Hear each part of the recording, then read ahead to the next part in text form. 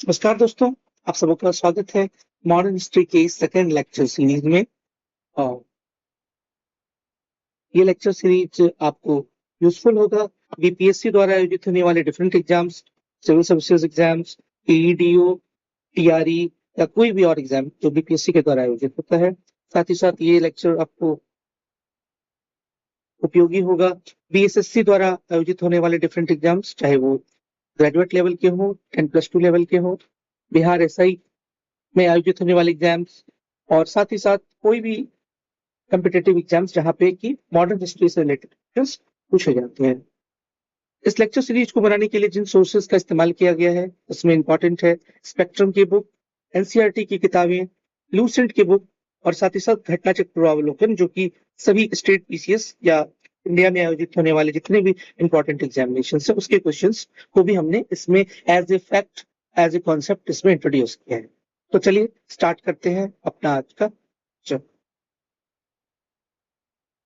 दोस्तों, हमने last class में देखा था कि किस तरीके से इंडिया के अंदर यूरोप के डिफरेंट कंट्रीज का आगमन होता है, उनकी ईस्ट इंडिया कंपनी स्टैब्लिश होते हैं, उनकी इंडिया के अंदर फैक्ट्री कहाँ कहाँ पर स्टैब्लिश होती है, और उसके बाद फिर हमने ये देखा कि किस तरीके से डिफरेंट यूरोपियन पावर्स भारत में अपने आप को सुप्रीम बनाने के लिए आपस में ही एक दूसरे के साथ जो है लड़ाइयाँ लड़ते हैं।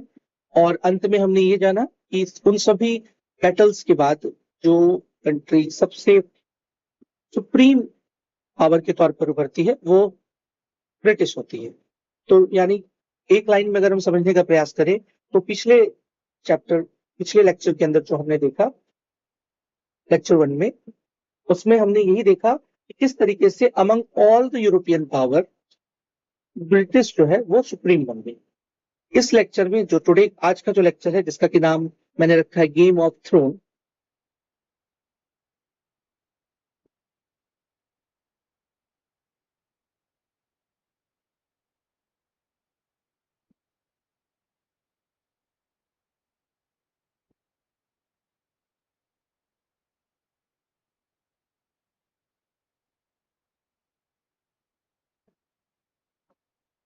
ऐसा नाम रखने के पीछे मेन मकसद यही है कि किस तरीके से इंडिया के थ्रोन पे कब्जा होता है किसका, ब्रिटेन का।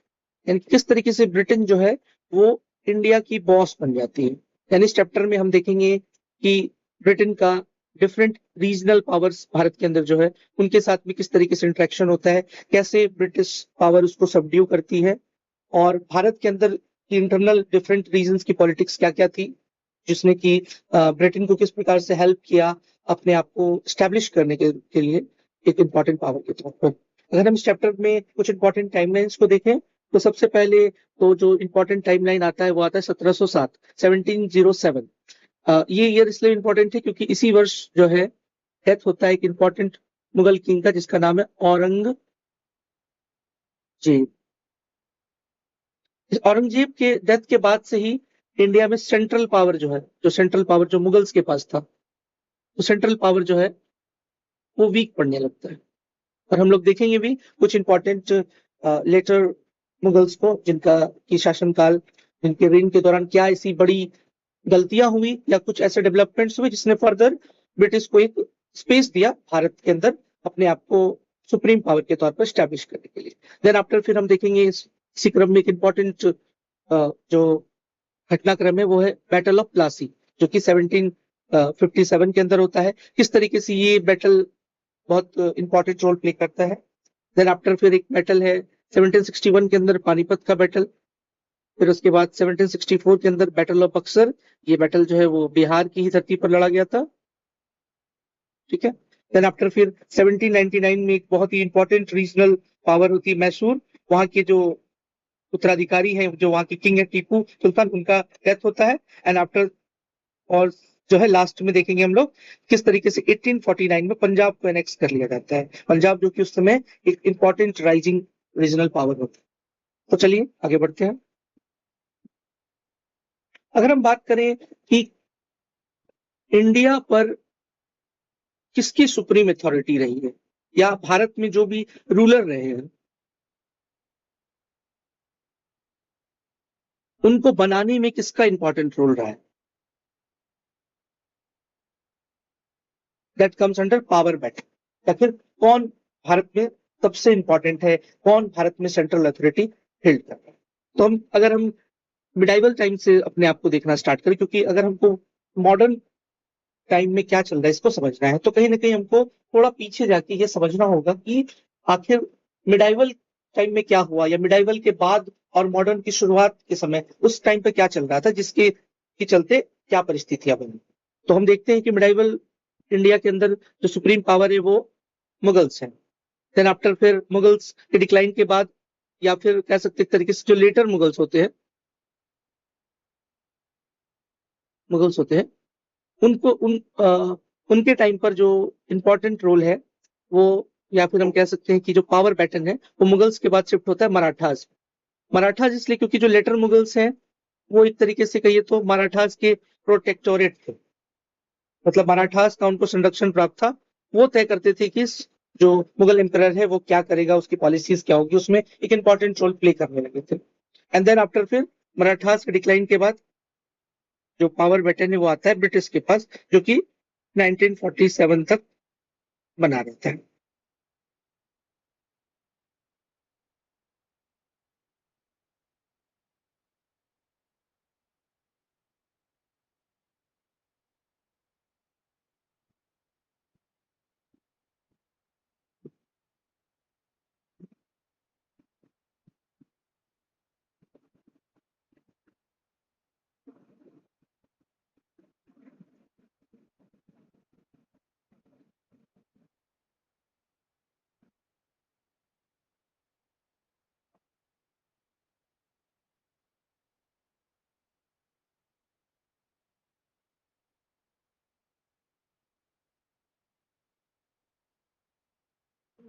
से होते हुए पोस्ट मिडाइवल और मॉडर्न एरा तक आए, तो इस पूरे टाइमलाइन के अंदर जो तीन इंपॉर्टेंट प्लेयर है वो सबसे पहले तो मुगल्स हैं, देन आफ्टर मराठाज है, और देन आफ्टर ब्रिटिश है।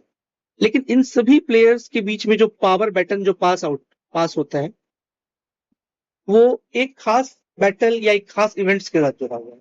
जैसे अगर हम बात करें उन इवेंट्स की, तो उसमें एक इंपॉर्टेंट रोल प्ले करता है बैटल ऑफ बक्सर, एक इंपॉर्टेंट रोल प्ले करता है थर्ड बैटल ऑफ पानीपत, और एक इंपॉर्टेंट रोल प्ले करता है प्लासी और बक्सर दोनों का युद्ध। मुगल्स के पॉइंट ऑफ व्यू से देखें तो मुगल जो है वो अपनी सारी पावर या अपनी ऑथोरिटी जो है वो एक तरीके से ब्रिटिश के हाथों लूज कर जाती है बैटल ऑफ बक्सर में, जहां पे कि मुगल एम्परर एक तरीके से अब जो है ब्रिटिश के अंदर ही एक, ये तो उसका एक प्रोटेक्टोरेट हो गया, या उसके अंदर एक जो है पेंशनर जैसा ट्रीटमेंट मिलने लगता है।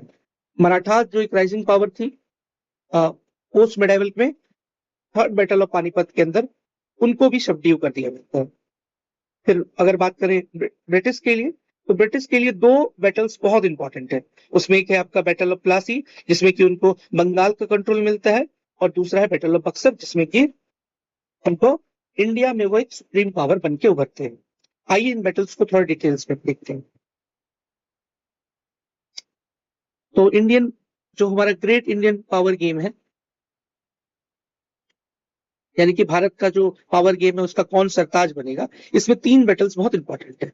सबसे पहला बैटल है बैटल ऑफ प्लासी। ऑलरेडी हमने पिछले क्लास के अंदर डिस्कस कर लिया था कि ये बैटल किसके इसके बीच लड़ा गया था, तो हम फैक्चुअल पार्ट में नहीं जाएंगे, हम इस बैटल के सिग्निफिकेंस पर फोकस करेंगे। तो इस बैटल का मेन सिग्निफिकेंस क्या है? इसका मेन सिग्निफिकेंस है कि ब्रिटिश ने जो है बंगाल को कंट्रोल कर लिया। बंगाल को कंट्रोल कर लिया, ये क्यों इंपॉर्टेंट है? इसलिए क्योंकि बंगाल उस समय का सबसे रिच और सबसे एडवांस प्रोविंस है। यहाँ का जो ट्रेड है वो सबसे ज्यादा फ्लरिश्ड है। तो अगर आप सबसे रिच स्टेट पर अगर आप कब्जा कर ले रहे हैं, तो कहीं ना कहीं आपको इकोनॉमिकली आपको एक बहुत बड़ा बेनिफिट है। फिर मैं बताया था कि मराठास का रोल क्या था, तो जो लेटर मुगल्स थे, जो वीक मुगल्स थे, वहां पे मराठास जो थे वो उनके एज ए प्रोटेक्टर थे। तो अगर मराठास की पावर अगर कम होती है, तो कहीं ना कहीं ब्रिटिशर्स के लिए एक और इम्पोर्टेंट जो कंटेंडर है कह लीजिए एक तरीके से, वो कम हो जाता है। तो थर्ड बैटल ऑफ पानीपत के अंदर यही होता है कि वहां पे क्या होता है, मराठास जो है वो अहमद शाह अब्दाली जो एक अफगान का रूलर है उसके हाथों मराठास बुरी हार हारते हैं। एंड देन आफ्टर फिर वो भी जो है भारत के इस पावर गेम में वो भी एक साइड कैरेक्टर बन जाते हैं। And then after battle of Buxar हम सभी जानते ही हैं, यहाँ पे क्या होता है, यहाँ पे ब्रिटिश जो है वो एक सुप्रीम पावर के तौर पर उभरता है। चलिए अब हम लोग देखते हैं कि आखिर औरंगजेब के जाने के बाद ऐसा क्या हो रहा है, आखिर वो कौन सी चीजें हो रही हैं, ठीक है, जो लेटर मुगल्स हैं हम उनको वीक कह रहे हैं। आखिर उनके टाइम पर ऐसा क्या क्या चीजें हो रही हैं जिसने कि उस टाइम का ऐसा एक पॉलिटिकल लैंडस्केप कह लीजिए या एक, जो है एक तरीके से एडमिनिस्ट्रेटिव ग्राउंड वर्क रेडी किया, जिससे कि कोई फॉरेन पावर आकर के जो है वो फाइनली हम पर राज करना शुरू कर देती है। तो पोस्ट औरंगजेब कह लीजिए या लेटर मुगल्स कह लीजिए, उस फेज में 4 ऐसे एम्परर्स है जिनका जिक्र करना ज्यादा इंपॉर्टेंट है। वैसे तो उस सीरीज में कई नाम है, लेकिन सबको पढ़ना एग्जाम पॉइंट ऑफ व्यू से बहुत इंपॉर्टेंट नहीं है। ये 4 नाम इंपॉर्टेंट है बिकॉज इनके टाइम पर कुछ ऐसे छोटे छोटे डेवलपमेंट्स है जो अक्सर एग्जाम के अंदर पूछे जाते हैं। तो चलिए इनको डिटेल्स में देखते हैं। सबसे पहले हम बात करें बहादुर शाह फर्स्ट की, ठीक है। ध्यान रखिएगा बहादुर शाह नाम के हमको 2 राजा देखने को मिलते हैं, एक तो बहादुर शाह है और एक आपको मिलता है बहादुर शाह जफर, ठीक है। आने वाले लेक्चर्स में जब हम 1857 का जिक्र करेंगे तो वहां पर आपको बहादुर शाह जफर मिलता है, ठीक है। जफर तो इनका पेन नेम था, चूंकि ये बहुत फेमस शायर भी थे। इनका जो नाम था वो था बहादुर शाह टू, बहादुर शाह सेकेंड। तो Bahadur Shah second is also known as Bahadur Shah Zafar. तो बहादुर शाह नाम के आपको टोटल 2 राजा मिलेंगे। एक तो सबसे पहले मिलेगा, अगर हम लेटर मुगल्स को एक टाइम लाइन के तौर पर देखें तो फर्स्ट किंग भी जो है बहादुर शाह है, बहादुर शाह फर्स्ट है मतलब, और लास्ट किंग जो है आपका बहादुर शाह सेकेंड है। तो सबसे पहले हम लोग देखते हैं तो इसमें क्या हो रहा है भाई। तो आपको यहाँ पर देखने को मिलता है कि ये पोस्ट औरंगजेब एरा के जो है ये फर्स्ट जो है आपके फर्स्ट जो है ये किंग है, ठीक है।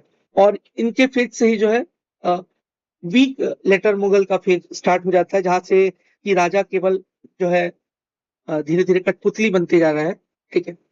और बहादुर शाह को टाइटल मिला था शाहे बेखबर का, ये बहुत इंपॉर्टेंट है। बहादुर शाह को टाइटल मिला था शाहे बेखबर का। शाहे बेखबर का मतलब नाम के इसके अगर लिटरल मीनिंग में जाए तो मतलब ये है कि इनको अपने राज के अंदर, इनके शासन में, इनके रूल में क्या हो रहा है, इनसे ये पूरी तरीके से अवेयर नहीं थे। क्यों अवेयर नहीं थे? इसलिए अवेयर नहीं थे क्योंकि उस समय के राजा जो है वो भोग विलासिता, लग्जरियस लाइफ जीने में, इसमें अधिक इंटरेस्टेड हो रहे थे रेदर देन कि शासन करें, कैसे अपनी प्रजा को, अपने सब्जेक्ट को अच्छे से रखें, ठीक है। साथ ही साथ एक इंपॉर्टेंट ये कि बहादुर शाह जब किंग बने थे, चूंकि आपको पता होना चाहिए कि जो औरंगजेब का शासनकाल है वो बहुत लंबा रहा था, ठीक है। वो अराउंड 50 ईयर्स के आसपास का शासन रहा था। तो जो व्यक्ति खुद ही 50 साल तक राजा बनेगा तो ऑब्वियस सी बात है कि उसका सन जब राजा बनेगा तो वो छोटी एज का नहीं होगा। तो बहादुर शाह जब किंग बनते तो उस टाइम पर ये 63 ईयर्स के, ठीक है। तो ये जो ओल्ड एज है, इन सब चीजों से प्रभाव पड़ता है कि आप कैसे जो है अपने रूल को कैसे करते हैं, किन चीजों में आप इंटरेस्ट लेते हैं नहीं लेते हैं। तो ये सारी चीजें। इसके बाद नेक्स्ट जो किंग इंपॉर्टेंट है वो है जहादर। जहादर शाह में ये टाइपो एरर है, इसको सुधार लेंगे, ठीक है। जहादर शाह के समय इंपॉर्टेंट वो ये है कि इन्होंने एक स्पेशल सिस्टम स्टार्ट किया था, इजारा सिस्टम। इजारा सिस्टम क्या था? तो ये बेसिकली था रेवेन्यू फार्मिंग का सिस्टम। मतलब क्या होते थे कि मतलब अगर ये राज्य है, ठीक है, इसमें छोटे छोटे खेत हैं, तो इन खेतों को किसी एक पर्सन को दे दिया जाता था और उसको बोला जाता था कि भैया तुम हमको ईयरली जो है सर्टेन मनी दो, रुपीज दो या जो भी उस समय की करेंसी होगी दो, और बदले में तुम इसका जो है तुम इसमें खेती करो, ठीक है। तो इस sort of land revenue settlement ही था जो आगे चल करके हम देखते हैं कार्नवालिस एरा में या उसके बाद के एरा में, जो हम देखते हैं कि एक लैंड रेवेन्यू सेटलमेंट है। तो आप इसको मान सकते हैं कि ये pre pre sort of land, modern land revenue settlement का एक प्री फॉर्म है या प्रोटो फॉर्म कह सकते हैं इसको, है। तो ये चीज था। इनके पीएम जो ये सिस्टम को बनाने का जिनको क्रेडिट जाता है वो इनके प्राइम मिनिस्टर थे, क्योंकि इनके टाइम पर बहुत इंपॉर्टेंट रोल प्ले करते थे। उनका नाम था जुल्फिकार खान, जुल्फिकार खान। क्वेश्चन अगर पूछा जाता है कि इजारा सिस्टम किसके टाइम पर लागू हुआ तो जवाब होगा जहादर शाह। और अगर पूछा जाएगा कि who was the architect of this particular system, तो कौन हो जाएंगे? जुल्फिकार खान। और जुल्फिकार खान कौन थे? वो थे प्राइम मिनिस्टर जहादर शाह। इसके बाद जो नेक्स्ट किंग है वो है फर्रुख सियाह। अगर हम बिहार के रहने वाले हैं या बिहार से संबंधित एग्जाम्स वगैरह देना चाह रहे हैं तो फर्रुखसियार इंपॉर्टेंट हो जाते हैं एक अलग मायनों में। और वो अलग मायना क्या है कि इनका जो कोरोनेशन था वो पटना में हुआ था, इनका जो राज्याभिषेक था वो पटना में हुआ था। अच्छा, और ये ऐसा करने वाले पहले मुगल किंग थे। ध्यान रखिएगा, आमतौर पर मुगलों का जो कोरोनेशन होता है वो उनकी कैपिटल सिटी में होता है। शुरू में आगरा में होता था, फिर दिल्ली के अंदर होने लगा, लेकिन इनका कोरोनेशन जो है वो पटना में होता है। ये इंपॉर्टेंट है। इन्होंने जजिया को एबॉलिश किया था, ये ध्यान रखिएगा आपको। जजिया को एबॉलिश किया था, तो जजिया लगाया कौन था? सबसे पहले तो प्रश्न ये उठता है, तो जजिया लगाया कौन था भाई? तो जजिया लगाया था औरंगजेब। ठीक है, ये ध्यान रखना है। औरंगजेब ने जजिया लगाया था और इन्होंने एबॉलिश कर दिया। तो इस पे अगर क्वेश्चन बनता है तो इसको ध्यान रखिए। उसके अलावा फर्रुखसियार के टाइम पर एक इंपॉर्टेंट ये है कि फर्रुखसियार ने 1717 यानी 1717 में इन्होंने एक फरमान दिया। फरमान के थ्रू क्या किया उन्होंने? बेसिकली ट्रेडिंग राइट्स दे दिए। किसको ट्रेडिंग राइट्स दे दिए भैया? तो ब्रिटिश को ट्रेडिंग राइट्स दे दिए थे कि आप क्या कीजिए, आप जो है वो एक मुश्त हमको पैसा चुका दीजिए, ठीक है, और उसके बदले जो है आप मतलब कि जो है अ, बिना किसी रोक टोक के आप जो है मतलब व्यापार करते रहिए। ठीक है, इसमें अगर आप देखिएगा इस फरमान में तो दो फैक्चुअल चीजें इंपॉर्टेंट है यहाँ पर कि बंगाल के लिए था ये फरमान, और एक और इंपॉर्टेंट उस टाइम पर सेंटर था सूरत। तो बंगाल के लिए जो फरमान दिया था वो दिया था 3000 पर एनम, यानी कि एक साल में 3000 रुपया चुका दीजिए और आप जम करके व्यापार कीजिए, फ्री ट्रेड कीजिए। ठीक है, और फ्री ट्रेड के लिए क्या होता था? एक पास इशू होता था, ठीक है, जिसको लोग बोलते थे दस्तक। ठीक है, तो दस्तक जो है वो पास इशू होता था। बाद में चल के ब्रिटिश इसका मिसयूज भी करने लगे। ये पास पहले जो है मुगल एम्परर ने बोला था कि सिर्फ और सिर्फ ब्रिटिश अपने लिए इशू करेंगे, लेकिन बाद में यही पास ये दूसरों के लिए इशू करने लगे और उनके बदले में उनसे जो है मनी लेने लगे। सेम वे में अगर हम सूरत का देखें तो सूरत के लिए था 10,000 रुपये। 10,000 रुपये पर एनम देकर के आप सूरत में भी सेम वही जो आपका ड्यूटी फ्री जो ट्रेड है वो आप कर सकते हैं। ये दो फैक्चुअल चीजें हैं जिसको आप लोग जरूर नोट डाउन कर लें। इसके अलावा फर्रुखसियार के टाइम अगर इंपॉर्टेंट चीज देखें तो वो ये है कि ये फर्स्ट किंग थे जिनको कि उनके नोबेल ने ही उनकी हत्या कर दी। ये बहुत इंपॉर्टेंट चीज है जिसको कि पूछे जाने के चांसेस बहुत हाई है। ध्यान रखेंगे, एक टाइम था जब मुगल्स जो थे वो इतने स्ट्रांग होते थे कि वो सब कुछ तय करते थे, बट लेटर मुगल फेज में वो धीरे धीरे इस प्रकार से वीक होते चले गए कि उनकी हत्या उन्हीं के द्वारा नियुक्त किए गए जो है कह लीजिए एक तरीके से ऑफिशियल्स कर दे रहे हैं। और इसके बाद देखें तो नेक्स्ट किंग और जो लेटर मुगल फेज में हमारे एग्जाम पॉइंट ऑफ व्यू से इंपॉर्टेंट है उनका नाम है Mohammad Shah. Mohammad Shah also known as Mohammad Shah Rangila. ठीक है, तो रंगीला नाम क्यों पड़ा इसको भी देखते हैं हम लोग। अगर बात करें मोहम्मद शाह की तो मोहम्मद शाह का जो टोटल रेन था वो 28 ईयर्स का था। सुधार लें, 28 ईयर्स का था, क्योंकि लेटर मुगल फेज में एक बड़ा शासनकाल है। 28 ईयर्स तक थे। इनको टाइटल मिला था रंगीला का। रंगीला का टाइटल क्यों मिला था? क्योंकि ये जो थे वो लग्जीरियस लाइफ स्टाइल के, मतलब कि अच्छे कपड़े पहनने के, अच्छे गाने सुनने के, इन सब चीजों के शौकीन थे। राजकाज में इनका काम कम लगता था और इन्हीं सब चीज में, भोग विलास में, कुछ अच्छा खा रहे हैं, अच्छा पी रहे हैं, ठीक है, डांस देख रहे हैं, इन्हीं सब चीजों में ज्यादा वो इन्वॉल्व रहते थे। इनके टाइम पर एक बहुत ही इंपॉर्टेंट बैटल है मोहम्मद शाह के टाइम पर, वो है battle of Karnal. Battle of Karnal जो था वो मोहम्मद शाह रंगीला, अगर शॉर्ट में बोले एमएसआर, वर्सेस नादिर शाह के साथ में हुआ था। ऑब्वियस सी बात है, नादिर शाह ने जो है उनको हराया था। केवल हराया ही नहीं था बल्कि इन्होंने दिल्ली में लूटपाट मचा दिया था। कहा जाता है उस टाइम पर कि बहुत बड़ा मैसेकर हुआ था, तकरीबन 4-5 लाख लोगों की हत्या कर दी थी नादिर शाह ने। और ये जो है साथ ही साथ मुगल जो किंग होते थे वो जिस सिंहासन पर बैठते थे उसका नाम था पीकॉक थ्रोन, मयूर सिंहासन। और उनके उनके जो कह सकते हैं एक तरीके से मुकुट होता था उसमें लगा होता था कोहिनूर डायमंड। और ये नादिर शाह जब ये जंग जीतते हैं बैटल ऑफ करनाल तो ये वो दोनों ही चीज अपने साथ लेके चले जाते हैं। यानी यही से एक और फैक्ट निकल के आता है, वो क्या? वो ये निकल के आता है कि मोहम्मद शाह रंगीला जो थे वो लास्ट एम्परर थे जो पीकॉक थ्रोन पे और साथ ही साथ कोहिनूर डायमंड इन दोनों का यूज किया था। ये भी एक इंपॉर्टेंट क्वेश्चन बन सकता है। नादिर शाह के अगर आक्रमण की बात करें तो बैटल ऑफ करनाल इंपॉर्टेंट है, आप ध्यान रखेंगे। जिसमें कि दिल्ली की लूट हुई थी। उसमें क्या हुआ, उसमें मुगल्स का जो वीकनेस था वो एक्सपोज हो गया, ठीक है, नादिर शाह के इन्वेजन के चलते। और ये अपने साथ क्या लेके गए, पीकॉक थ्रोन और कोहिनूर टाइम, ठीक है। और इस दौरान जो है मुगल अथॉरिटी जो थी वो लोगों के सामने एक्सपोज होगी, इससे ये लोग जो है वो नाम मात्र के राजा है, अब इनका कुछ खास जो है होने न होने का बहुत फर्क नहीं पड़ता है, ठीक है। तो 3 बैटल्स जिसकी हम लोग बात कर रहे थे, battle of Plassey, battle of Buxar, और जो है आपका थर्ड बैटल ऑफ पानीपत। तो उनसे रिलेटेड कुछ फैक्चुअल क्वेश्चंस भी पूछे जाते हैं, तो थोड़ा हम लोग उसको भी कवर कर लेते हैं। अगर हम बात करें बैटल ऑफ प्लासी की, यानी कि प्लासी के युद्ध की बात करें, ठीक है, तो सबसे पहले ध्यान रखेंगे कि प्लासी जो है वो एक खुद जगह है, और वो कहां पर जगह है, तो वेस्ट बंगाल यानी कि पश्चिम बंगाल के अंदर, ठीक है, ध्यान रखिएगा आप लोग, नाडिया डिस्ट्रिक्ट में ये जगह पड़ता है।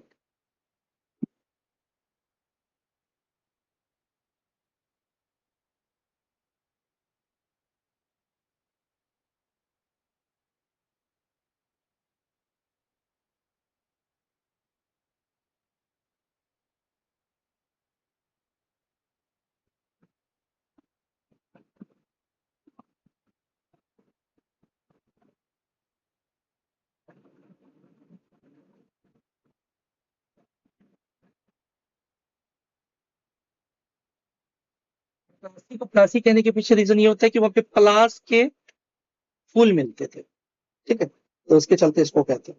अगर बात करें बैटल ऑफ प्लासी की, तो ये कब लड़ा गया था, एग्जैक्ट डेट इसका ध्यान रखना है, 23 जून 1757 को। ध्यान रखिएगा, बीपीएससी या बीएसएससी में अक्सर ऑप्शन इस तरीके से बनाते हैं, 21 जून, 22 जून, 23 जून, 24 जून। तो आपको एग्जैक्ट ध्यान होना चाहिए कि व्हाट वाज द डेट, ठीक है। तो 23 जून 1757 को जो है का ये बैटल होता है, ठीक है। और ये बैटल जो है वो जो है वो लड़ा जाता है किसके इसके बीच में, तो ये बैटल लड़ा जाता है आपके बंगाल के जो नवाब होते हैं उनके और ब्रिटिश ईस्ट इंडिया कंपनी की तरफ से, ठीक है। ये ध्यान रखिएगा, इस बैटल का सिग्निफिकेंस क्या था, कि ये जो थी वो ब्रिटिश विक्ट्री थी, बहुत ही मेजर, कहां पर, बंगाल के अंदर, और ये कंपनी के पावर के लिए टर्निंग पॉइंट साबित हुई। अगर हम बात करें इसके पार्टिसिपेंट्स की, तो इसमें हम लोग देखेंगे कि बंगाल साइड का मतलब है वही जो नवाब का जो साइड है, जो बंगाल के लिए लड़ रहे हैं, और ब्रिटिश साइड, तो बंगाल की तरफ से कौन थे भाई, तो नवाब वो बंगाल थे, कौन थे नवाब बंगाल, सिराजुद्दौला। ये नाम भी बहुत इंपॉर्टेंट है। और उस समय का बंगाल बोलने का मतलब क्या है, कि बंगाल तो ही भाई, साथ में बिहार और उड़ीसा ये सब है, यानी कि हम जब इस टाइम पर बंगाल के बारे में पढ़ रहे हैं तो टेक्निकली हम बिहार के बारे में भी पढ़ रहे हैं। और ब्रिटिश साइड की बात करें, तो ब्रिटिश को जो है बेसिकली, ब्रिटिश बोलने का मतलब है ब्रिटिश ईस्ट इंडिया कंपनी, वही ट्रेडिंग कंपनी। उसको लीड कौन कर रहे थे, तो रॉबर्ट क्लाइव कर रहे थे, ठीक है। इन्होंने थोड़ी सी डिप्लोमेसी का इस्तेमाल किया और थोड़ी सी अपनी आर्मी के पावर का इस्तेमाल किया, ठीक है। डिप्लोमेसी में क्या, तो भाई डिप्लोमेसी में ये कि जो सिराजुद्दौला थे, इनके जो मेन मिलिट्री चीफ कह लीजिए आप इसको, मिलिट्री चीफ कौन थे, मीर जाफर थे। और मीर जाफर को ही ब्रिटिशर्स ने क्या किया, लोभ देते हुए कि भाई अगला नवाब हम तुम्ही को बना देंगे, लोभ देते हुए उनको अपने साथ मिला लिया। यानी कि आप कह लीजिए दुश्मन का जो सेनापति है, जो मिलिट्री हेड है उसका, वही आपके साथ आ गया। तो उसके बाद फिर युद्ध सिर्फ एक कटसी रह जाता है, और सबको पता था कि क्या ही होने वाला है, और वही हुआ, जो ब्रिटिश साइड था वो विक्टीरियस हो गया, उसने युद्ध को बहुत आसानी से जीत लिया, ठीक है। तो बैटल ऑफ, अगर हम बात करें प्लासी के रिजल्ट की कि क्या हो गया भाई, तो सबसे पहले तो इंपॉर्टेंट ये है कि due to treachery of Mir Jafar जो है वो, कि युद्ध को वो, मतलब नवाब जो है बंगाल के, यानी कि सिराजुद्दौला, वो इस युद्ध को हार जाते हैं। तो ब्रिटिश के कंट्रोल में पूरा का पूरा बंगाल आ जाता है, जो सबसे अधिक रिच है, सबसे अधिक एडवांस है, जहाँ का ट्रेड सबसे अच्छा है, जहाँ का इंडस्ट्री बहुत अच्छा है। वहां पे आपको वहां का जो कॉटन इंडस्ट्री है वो बहुत फ्लरिश्ड है, ठीक है, ये ध्यान रखिएगा। वैसे यहाँ पे एक इंटरेस्टिंग फैक्ट ये है कि ब्रिटिश, वैसे ये थोड़ा आउट ऑफ कॉन्टेक्स्ट है बट थोड़ा सा जानना चाहिए आपको, कि ब्रिटिश जो थे ना वो इंडिया इन पर्टिकुलर, वो भारत में बहुत इंटरेस्टेड नहीं थे। उनका जो मेन गोल था वो ये था कि ईस्ट इंडीज बोलने का मतलब है कि भारत के बगल में जो आपका इंडोनेशिया और आपका जो मलय पेनिनसुला है, इस रीजन में क्या होता था कि यहाँ पर स्पाइसेस बहुत ज्यादा थे। भारत में भी था बट इस रीजन में भी काफी स्पाइसेस थे, तो उनका मेन मकसद ये था कि वो भारत आए, भारत से वो कॉटन को खरीदे और कॉटन को फिर वो ईस्ट इंडीज में बेचे और ईस्ट इंडीज से फिर वो स्पाइस लेकर के वापस यूरोप चले जाए। लेकिन जो कहते हैं ना कि जिस तरीके से चीजें प्लान होती है वैसा एग्जीक्यूट ही हो जाए, ऐसा नहीं है। वो भारत आए और भारत में ही वो फिर यहाँ की इंटरनल पॉलिटिक्स को वो समझ लेते हैं और उससे समझ आता है कि भाई यहाँ पर भी आसानी से हम जो है शासन चला सकते हैं।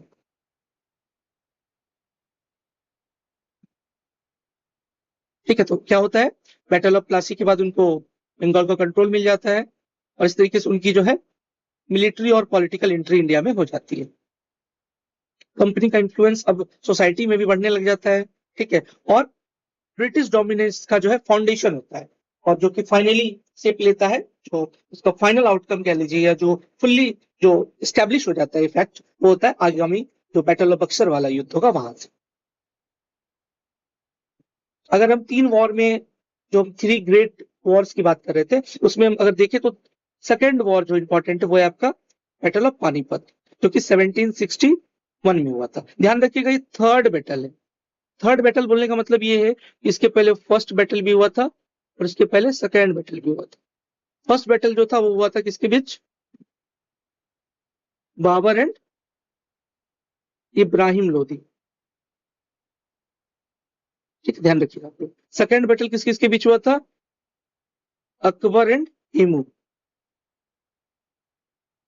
इसका अगर टाइमलाइन देखें तो 1526 में ये हुआ था और ये हुआ था 1556। ये भी इंपॉर्टेंट है, ध्यान रख सकते हैं।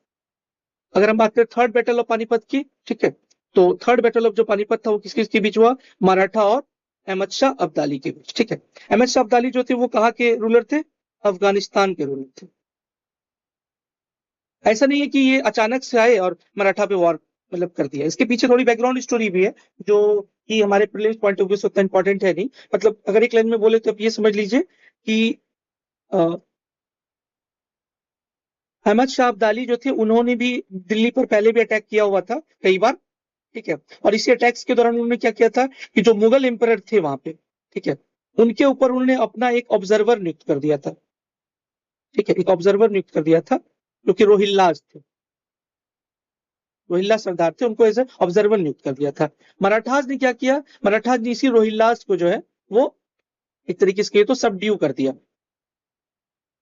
ठीक है, तो ऑब्वियस सी बात है कि अगर आप रोहिल्लास के विरुद्ध कोई भी एक्शन लेते हैं तो इनडायरेक्टली आप किसके विरुद्ध एक्शन ले रहे हैं, जो उनको अपॉइंट करके गए, यानी कि अहमद शाह अब्दाली या अहमद शाह दुर्रानी, इन दोनों नाम से इनको जानते हैं। तो मतलब इस युद्ध के पीछे का जो बैकग्राउंड में जो रीजन था वो यही था।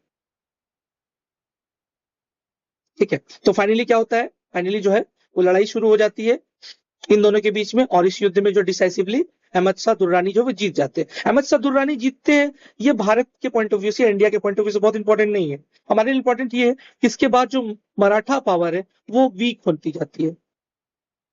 ठीक है, और लेटर ऑन फिर आप देखेंगे इसमें पेशवा सिस्टम आता है और पेशवा में भी आप देखिएगा फिर लेटर ऑन जो आगे के ट्रिटी ऑफ सलवाई वगैरह के बाद ये ब्रिटिश के सामने भी ये वैसे कोई इंपॉर्टेंट मतलब पावर नहीं रह जाते हैं जो उनको कंटेंट कर पाए या उनके साथ में जो है फर्दर आगे लड़ाई जारी रख सके। तो ये बैटल है, इसमें क्या होता है, मराठा हार जाते हैं, अहमद शाह अब्दाली अहमद शाह दुर्रानी जीतता है। ठीक है, और रोहिल्ला सरदारों की भूमिका क्या थी मैंने ऑलरेडी बता दिया। और ध्यान ये रखना है कि इस युद्ध में अहमद शाह अब्दाली को सपोर्ट मिलता है शुजाउद्दौला का। ठीक है, इस नाम को ध्यान रखिएगा क्योंकि ये नाम भी थोड़ी देर में फिर अगले युद्ध में आने वाला है। शुजाउद्दौला का भी इसमें साथ में।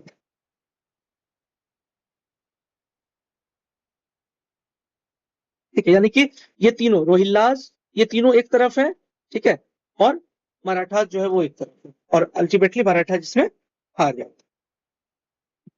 इन बैटल सीरीज में अगर हम देखें तो हाँ, पानीपत की वही जो मैं फर्स्ट सेकंड और थर्ड पानीपत के बैटल की बात कर रहा था वो एक सेपरेट स्लाइड के अंदर भी कवर्ड है। ठीक है, देख लीजिए यहाँ पे, ये आपका बाबर और इब्राहिम लोदी, यहाँ इसका सिग्निफिकेंस क्या था कि इंडिया में जो है वो मुगल एम्पायर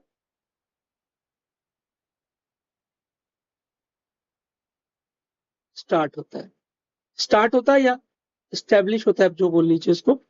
सेकंड में क्या है कि सेकंड में ये है कि अकबर जो है वो उसका जो पावर है वो इससे राइज हो जाता है क्योंकि वो एक इंपॉर्टेंट लोकल लीडर को हराता है, हेमू को। और फिर थर्ड बैटल का सिग्निफिकेंस तो हम लोग सब समझ ही रहे हैं कि मराठा जो थे वो अपना जो है पावर लॉस कर देते।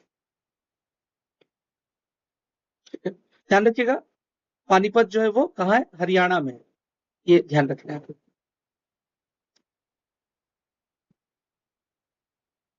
अब उन 3 बैटल्स की सीरीज में जो इंपॉर्टेंट बैटल तीसरा बच रहा है वो है आपका बैटल ऑफ बक्सर।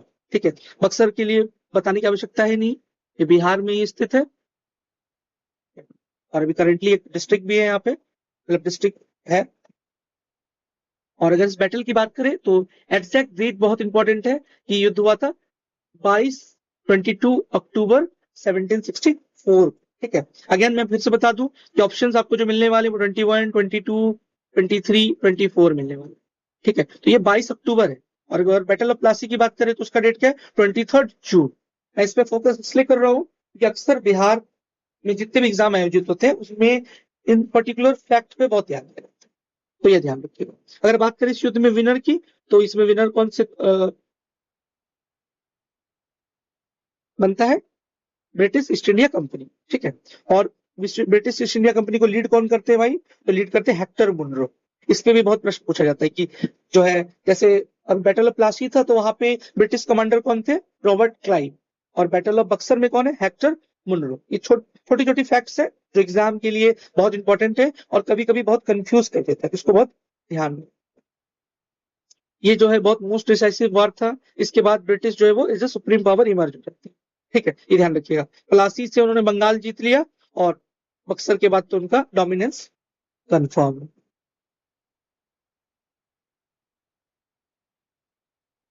अगर बात करें इसके पार्टिसिपेंट्स की, ठीक है, तो ब्रिटिश साइड से कौन थे भाई, तो उसके तरफ से हेक्टर मुनरो थे जो कि जीत जाते हैं। और इंडिया की तरफ से, मतलब इंडियन कोएलिशन कह लीजिए, या आप जो लोग भी भारतीय राजाओं या देसी राजाओं को रिप्रेजेंट करते उसमें कौन कौन थे, तो इसमें बेसिकली 3 लोग थे। एक थे मीर कासिम जो कि बंगाल के नवाब थे, और ये बिहार की हिस्ट्री के लिए भी बहुत इंपॉर्टेंट है, अभी हम लोग देखेंगे क्यों इंपॉर्टेंट है। साथ में इन्होंने अलायंस बनाया था सुजाउद्दौला के साथ। ये सुजाउद्दौला वही है जो 1761 का जब वॉर हो रहा है मराठा और अहमद शाह अब्दाली के बीच, तो वो अहमद शाह अब्दाली को सपोर्ट करे। और ये थर्ड कौन है, तो शाह आलम द्वितीय जो कि मुगल एम्पर है। तो इन तीनों का कंबाइंड फोर्सेस है, लेकिन फिर भी जो है वो क्या कर रहे हैं, हार जा रहे हैं। ठीक है, तो अब देखिए कुछ इंपॉर्टेंट चीजें, जैसे कि बक्सर जो है क्यों डिसाइसिव है। ठीक है, बक्सर इंपॉर्टेंट क्यों है, तो बक्सर इंपॉर्टेंट इसलिए है क्योंकि सबसे पहले तो बक्सर ने क्या किया, उनका जो प्रभाव था उसको ऑथोरिटी में कन्वर्ट कर दिया। ठीक है, उसके अलावा मुगल इंपरर जो थे, अब वो उनको फोर्स करके एक ट्रीटी साइन कराई गई। ठीक है, जिसको कि हम लोग क्या बोलते हैं, ट्रीटी ऑफ इलाहाबाद बोलते हैं। ठीक है? अब डिटेल में इसके बारे में हम लोग देखेंगे। तो जो है ट्रीटी साइन कराएगी, जिसके बाद की मुगल इंपरर की जो इफेक्टिव प्रेजेंस थी वो कुछ खास नहीं रहेगी, वो बस नाम मात्र के रहेंगे, नॉमिनल हेड जैसा समझ लीजिए एक तरीके से, कि वो नॉमिनल हेड है, कि बस नाम के एक जो है हेड है। ठीक है, इंपॉर्टेंट फैक्ट ये है कि उसमें अक्सर पूछा जाता है कि बैटल ऑफ बक्सर के दौरान जो है वो ब्रिटिश गवर्नर कौन था, तो उस समय के गवर्नर कौन थे, वेंसी टार्ट। ये आप नाम याद रखो। बैटल ऑफ प्लासी के दौरान उस समय चूंकि ब्रिटिश का सिस्टम एस्टेब्लिश ही नहीं हुआ था उस तरीके से, तो उस टाइम पर कोई गवर्नर नियुक्त नहीं हुआ था, इसलिए बैटल ऑफ प्लासी के दौरान कौन गवर्नर था ये प्रश्न नहीं बनता है। लेकिन जब आप बात करेंगे बैटल ऑफ बक्सर की, तो इस टाइम तक चूंकि बंगाल में उनका प्रभाव बन चुका था, तो वहां पे ब्रिटिशर्स ने अपने गवर्नर को नियुक्त कर दिया था। ठीक है, तो ऐसे पहले गवर्नर जो थे वो रॉबर्ट क्लाइव थे, देन उसी सीरीज में जो है वेंसी टार्ट आते हैं। वैसे हम लोग इसके बाद के लेक्चर में पूरा हमने डेडिकेट ही किया है डिफरेंट ब्रिटिश के जो गवर्नर्स हुए, गवर्नर जनरल ऑफ बंगाल हुए, then after governor general of India हुए, इसको हमने पूरा डिटेल में आगामी लेक्चर में हम लोग जो इसको कवर करें। मैंने बात किया था कि मीर कासिम जो है वो बिहार के पॉइंट ऑफ व्यू से बहुत इंपॉर्टेंट है, क्यों, क्योंकि उनका एक मुंगेर कनेक्शन है। क्या मुंगेर कनेक्शन है, तो मीर कासिम ने सबसे पहले तो अपनी कैपिटल जो थी वो मुंगेर शिफ्ट की थी। ये पुराना ब्रिटिश स्पेलिंग है और ये आजकल जो यूज होता है, तो मुंगेर शिफ्ट की थी। साथ ही साथ इन्होंने यहाँ पर जो एक आर्म्स की मैन्युफैक्चरिंग की एक फैक्ट्री भी लगाई थी। ठीक है, ध्यान रखिएगा आप लोग, उसको बोलते थे हम लोग match lock gun, arms factory जो लगे, जो गन यूज होता था, बैटल ऑफ गन कहते थे। और ध्यान रखिएगा कि ये जो इस एरा में इन्होंने जो गन बनाना सीखा है, तो आज भी आप लोग न्यूज़पेपर में वगैरह में सुनते होंगे कि मुंगेर में इस जगह पे गन फैक्ट्री का उद्भेदन हुआ। तो जो उनको जो ये शिक्षा मिली थी वो मीर कासिम के समय में, ठीक है। तो ये इंपॉर्टेंट चीज है। उसके अलावा एक और इम्पोर्टेंट फेनोमेना है जो इसी दौरान मतलब इम्पोर्टेंट है, हो जाता है, ये आपका battle of Plassey. Battle of Plassey, आप इन पॉइंट्स को आप एज ए प्रीलिम्स के लिए एक्स्ट्रा एज कह सकते हैं, ठीक है। तो बैटल ऑफ प्लासी कि अगर हम लोग जाए काउज में कि आखिर किन किन कारणों से हुआ था, तो वन ऑफ द जो रीजन है वो ब्लैक होल ट्रेजिडी भी है। क्योंकि ट्रेजिडी इसका मतलब भी कुछ तो मतलब दुखद हुआ है। क्या हुआ है भाई?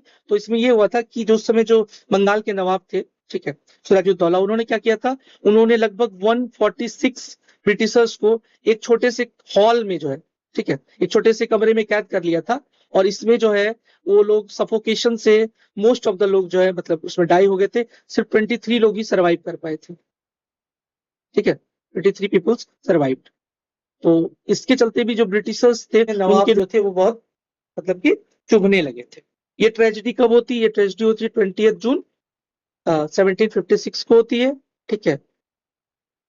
ऑलरेडी बता दिया 23 लोग ही सर्वाइव हुए थे 146 में से, ठीक है। और ये एक तरीके से उस समय का इमीडिएट पौज बना था, ठीक है, बैटल ऑफ प्लासी के। ब्लैक होल ट्रेजेडी के बारे में अगर हमको ये जानना हो कि इस घटना के बारे में जानकारी कहाँ से मिलती है, तो उस टाइम पर एक बुक लिखा गया था जिस बुक का नाम था सियार उल मुत मुतखराइन, ठीक है। तो सियार उल मुतखराइन जो बुक थी, उसके राइटर कौन थे? गुलाम हुसैन थे, ठीक है। और उन्होंने जो है मतलब कि उस टाइम का जो बंगाल में क्या चल रहा था उसके बारे में भी जिक्र किया है, और ब्लैक होल ट्रेजेडी के बारे में भी जिक्र किया है। अगर हम ब्लैक होल ट्रेजेडी के बारे में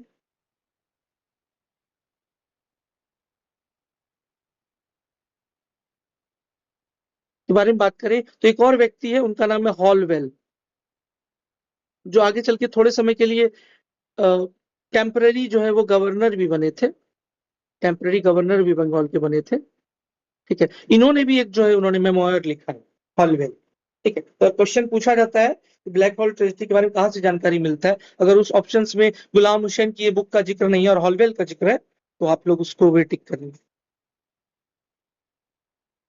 ठीक है। तो अब हम लोग बात करते हैं, ये थी कुछ छोटी छोटी बातें जो प्रीलिम्स के लिए आपको एक्स्ट्रा एज देगी, ठीक है। तो अभी हमने तीनों बैटल्स जब देखा तो हमने ये देखा कि बैटल ऑफ बक्सर जो था वो फाइनली ब्रिटिशर्स को इंडिया का पावर बैटन दे देता है, ठीक है। और हमने बताया था कि बैटल ऑफ बक्सर के अंत में क्या होता है? Treaty of Allahabad. तो ट्रीटी ऑफ इलाहाबाद की जो शर्तें हैं वो क्या क्या हुई इसके अंदर, ये भी बहुत इंपॉर्टेंट होता है एग्जाम पॉइंट ऑफ व्यू से, ठीक है। तो अगर बात करें इसके डिटेल में ट्रीटी ऑफ इलाहाबाद के बारे में, तो इसमें कुल मिला के दो ट्रीटीज साइन हुई थी, फर्स्ट ट्रीटी और सेकंड ट्रीटी, ठीक है। फर्स्ट ट्रीटी जो साइन हुई थी वो हुई थी शाह आलम सेकंड के साथ, ठीक है। शाह आलम सेकंड कौन भाई? तो ये थे मुगल इंपरर, ठीक है। और मुगल इंपरर से के साथ ट्रीटी साइन करके क्या किया भाई इन्होंने? तो मुगल एम्परर के साथ ट्रीटी साइन करके इनको ये फायदा हुआ कि इनको मिला दीवानी राइट्स। किनको मिला दीवानी राइट्स भाई? ब्रिटिशर्स। दीवानी राइट्स मिला कहाँ का? बिहार, बंगाल और उड़ीसा का, ठीक है। उस समय के लिए तो बंगाली शब्द इस्तेमाल कीजिए, बट अगर आज के हिसाब से देखेंगे तो बिहार, बंगाल और उड़ीसा, और अब तो बिहार भी झारखंड में बढ़ चुका है, तो झारखंड भी सोच सकते हैं, ठीक है। लेकिन बिहार बोल रहे तो झारखंड ऑलरेडी इंक्लूडेड है, इस सेंस के साथ ही लिखा जा रहा है।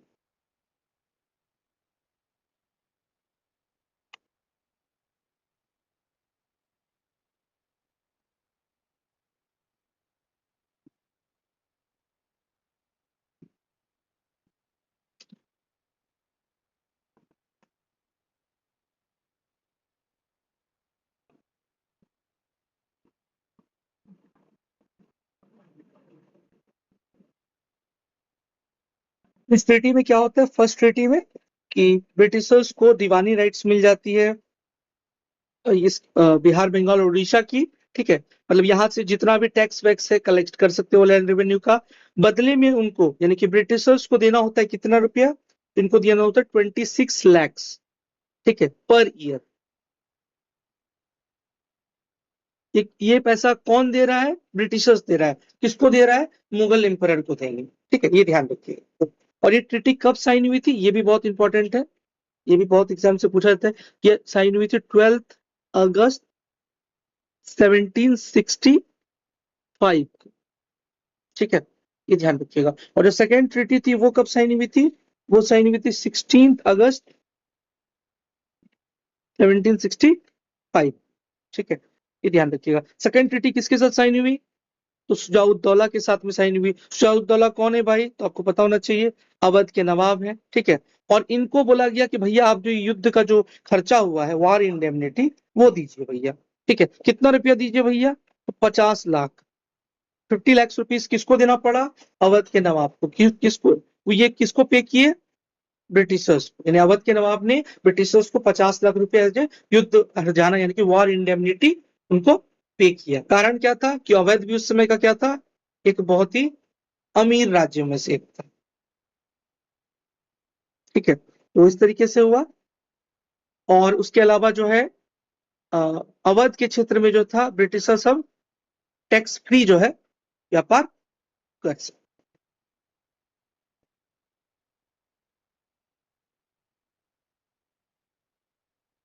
ठीक है। तो उन सबको ट्रीटी के टर्म्स को समराइज करें तो दीवानी राइट्स मिल गया ब्रिटिशर्स को, ठीक है। उनको जो है ब्रिटिशर्स को 26 लाख रुपीज जो है पर एनम देना था इस दीवानी राइट्स के बदले में, ठीक है। वॉर इंडेमनिटी मिला 50 लाख किसको? ब्रिटिशर्स को। और टैक्स फ्री जो है ट्रेड अब वो अवध में कर सकते। तो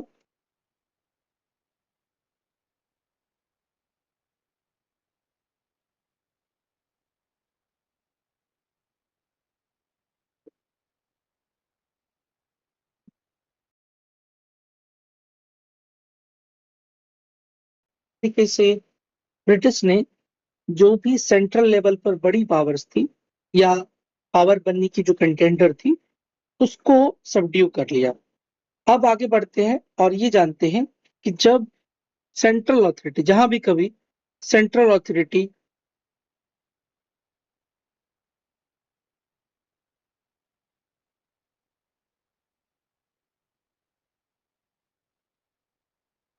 वीक हो जाती है,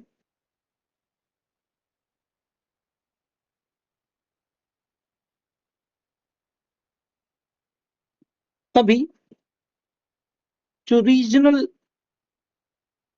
स्टेट्स होते हैं या पावर होती है वो अपने आप को या तो इंडिपेंडेंट घोषित करती है या अपनी इंडिपेंडेंस के लिए एफर्ट्स लगाती है। तो भारत के केस में भी ऐसा ही हुआ।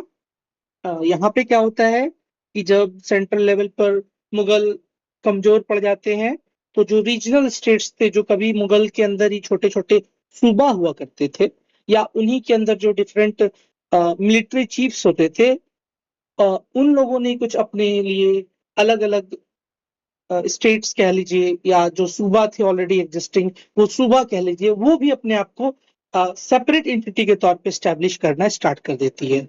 और ऐसे कुछ सूबे या ऐसे कुछ इंडिपेंडेंट स्टेट्स उस समय उभर के सामने आते हैं।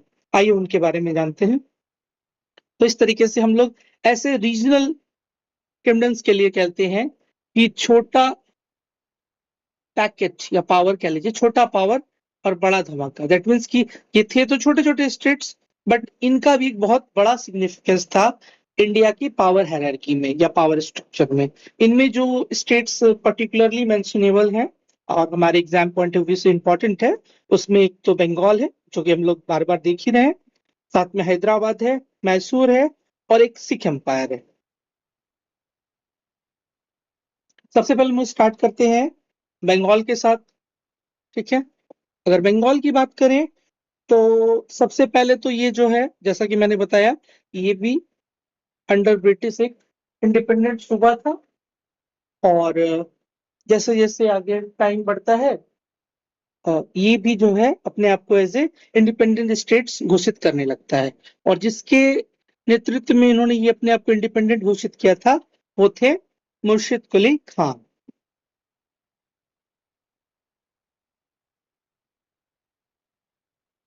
मुर्शिद कुली खान के बाद उनके पुत्र सुजाउद्दीन नेक्स्ट वहां के इंडिपेंडेंट जो है नवाब, वो लोग अपने आप को नवाब के नाम से ही बुलाते थे। ठीक है, तो नवाब बनते हैं उनके सन, ये उनके पुत्र हैं, सन है। एंड देन आफ्टर फिर उसके बाद सरफराज खान बनते हैं। सरफराज खान के बाद जो नेक्स्ट बनते हैं वो बनते हैं अलवर्दी खान। और सरफराज खान को की हत्या करके, किल्ड बाय अलवर्दी खान, जो उनकी हत्या करके वो नेक्स्ट जो है वहां के नवाब बनते हैं। ये टाइमलाइन उतना इंपॉर्टेंट नहीं है, बट कुछ नाम को आप ध्यान रख सकते, जैसे मुर्शिद कुली खान इंपॉर्टेंट हो गए, अलवर्दी खान इंपॉर्टेंट हो गए। मुर्शिद कुली खान ने ही जो है मुर्शिदाबाद शहर, मुर्शिदाबाद शहर जो आज भी एग्जिस्ट करता है वेस्ट बंगाल के अंदर, उसको बसाया था। और ये उस टाइम पर वहां का आर्ट एंड कल्चर का सेंटर भी हुआ करता था मुर्शिदाबाद। अलवर्दी खान को जो है हमने देख लिया कि मुर्शिद कुली खान आते हैं, उसके बाद सुजाउद्दीन, देन आफ्टर सरफराज खान, उसके बाद अलवर्दी खान।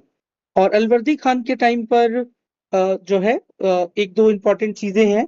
वो ये है कि सबसे पहले अलवर्दी खान जो थे वो डेप्यूटी गवर्नर थे, नवाब बनने से पहले डिप्टी गवर्नर थे। कहाँ के डिप्टी गवर्नर थे? तो ये बिहार के डिप्टी गवर्नर थे। ठीक है, बिहार उस समय बंगाल अगर इतना बड़ा है तो उसके अंदर भी कुछ सब पार्टीज थी, तो वन ऑफ द पार्ट जो था वो उस समय भी बिहार के तौर पर एग्जिस्ट करता था। ठीक है, मतलब उसका एक मतलब कह लीजिए सब स्टेट कह लीजिए, या अब कह लीजिए उसके अंदर एक छोटा सब यूनिट, सब एडमिनिस्ट्रेटिव यूनिट। तो ये बिहार वाले रीजन के ये डिप्टी गवर्नर थे, अलवर्दी खां। ठीक है, और अलवर्दी खां के बारे में एक और इम्पोर्टेंट है कि इनका एक स्टेटमेंट है जो एग्जाम पॉइंट ऑफ व्यू से बहुत इंपॉर्टेंट है, कि इन्होंने एक स्टेटमेंट दिया था और स्टेटमेंट में उन्होंने कंपेयर किया था, कंपेयर्ड यूरोपियन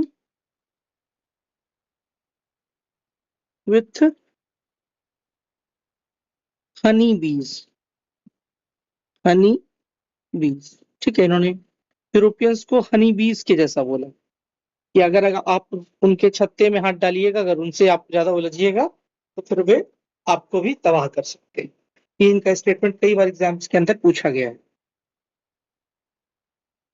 ठीक है, तो अलवर्दी खां के बारे में हमने देख लिया कि इन्होंने सरफराज खान की हत्या करके ये यहाँ के नवाब बने, डिप्टी गवर्नर ऑफ बिहार भी रह चुके थे, और इन्होंने कंपेयर किया था यूरोपियन को हनी बीज के साथ। नेक्स्ट स्टेट है हमारा जो रीजनल किंगडम है वो है हमारा हैदराबाद। ठीक है, हैदराबाद के जो फाउंडर थे वो कौन थे? तो वो फाउंडर थे इसके असफ जहां। ठीक है, ध्यान रखना है, founder of this state Hyderabad. ठीक है, और इन्होंने जो इनको टाइटल मिला था किसका? किलीज खां का, किलीज खां का। ठीक है, ध्यान रखिएगा आप लोग। और ये जो स्टैब्लिशमेंट यह हैदराबाद की करते हैं, तो बेसिकली एक बैटल होता है, बैटल ऑफ शक्कर खेड़ा होता है। ठीक है, जिसमें एक तरफ तो असफ जहां है और साथ में इनके थे कौन? तो इनमें थे मुगल, मुगल अपॉइंटी उसी क्षेत्र के लिए जिसको मुगल ने ऑलरेडी अपनी तरफ से अपॉइंट किया था, जिसका नाम था मुबारिज खान, मुबारिज खान। ठीक है, तो इस दोनों के बीच में बैटल होता है और ऑब्वियस सी बात है यह सब जहां उस बैटल को जीतते हैं, और जीतने के बाद वो जो है इंडिपेंडेंट स्टेट ऑफ हैदराबाद की स्थापना करते हैं। कब? 1724 में। ये बैटल 1724 में होता है और उसके बाद हैदराबाद स्टेट की स्थापना। नेक्स्ट है हमारा मैसूर। ठीक है, मैसूर के अंदर थोड़ा कंफ्यूजन क्या रहता है कि आमतौर पर जब हम मॉडर्न हिस्ट्री पढ़ते हैं तो हमको ये लगता है कि मैसूर एक स्टेट है और उसको सीधे सीधे हेड कौन कर रहा है या उसका किंग कौन है? हैदर अली, हैदर अली। या फिर हम लोग उसके बाद जो उनका पुत्र जो होता है टीपू सुल्तान, ऐसा हम लोग समझते हैं। बट इस तरीके से समझना, ये जो हमारी समझ है ये पूरी तरीके से सही नहीं है, ये हमको ध्यान देना। क्यों सही नहीं है? तो हम एक्चुअली में समझेंगे कि वहां मैसूर का एक्चुअल पावर स्ट्रक्चर कैसे था, उसमें ये लोग यानी कि हैदर अली और टीपू सुल्तान उस पावर स्ट्रक्चर में कहाँ पे क्या रोल है। ठीक है, तो अगर हम इसके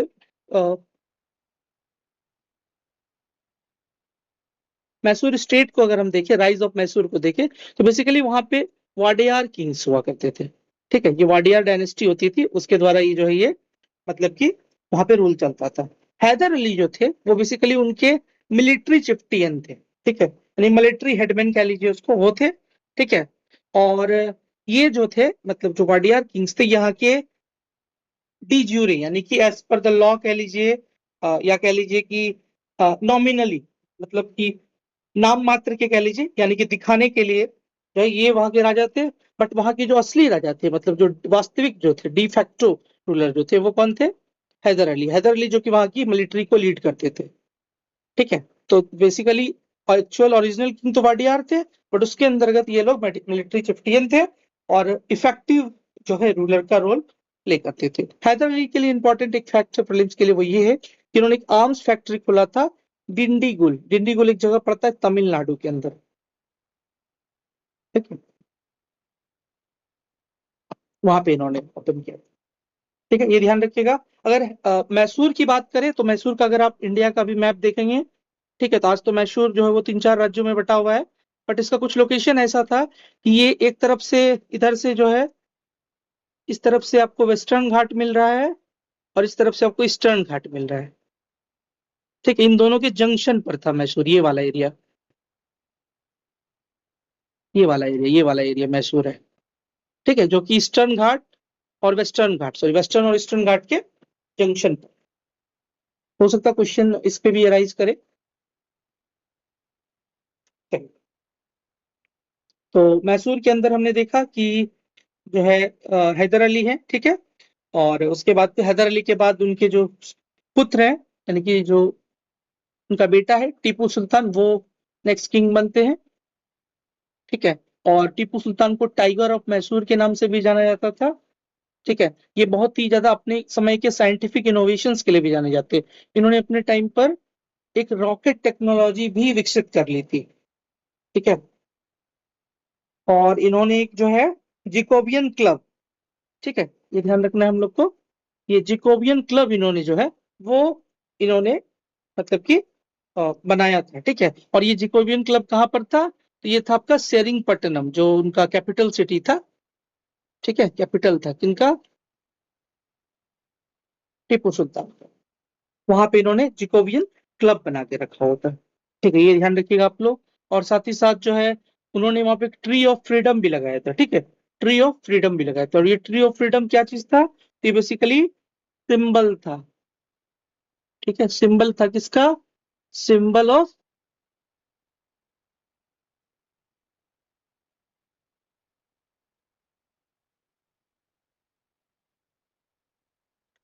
symbol of friendship with France, यानी कि फ्रांस के साथ जो इनकी मित्रता थी उनका ये प्रतीक था। ठीक है, ये ध्यान रखेंगे आप लोग।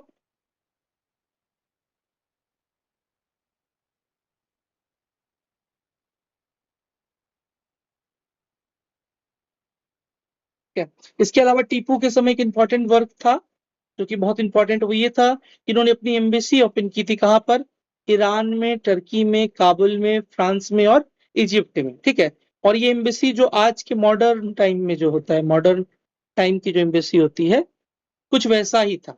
उस समय के लिए ये बहुत ही इनोवेटिव सी चीज थी।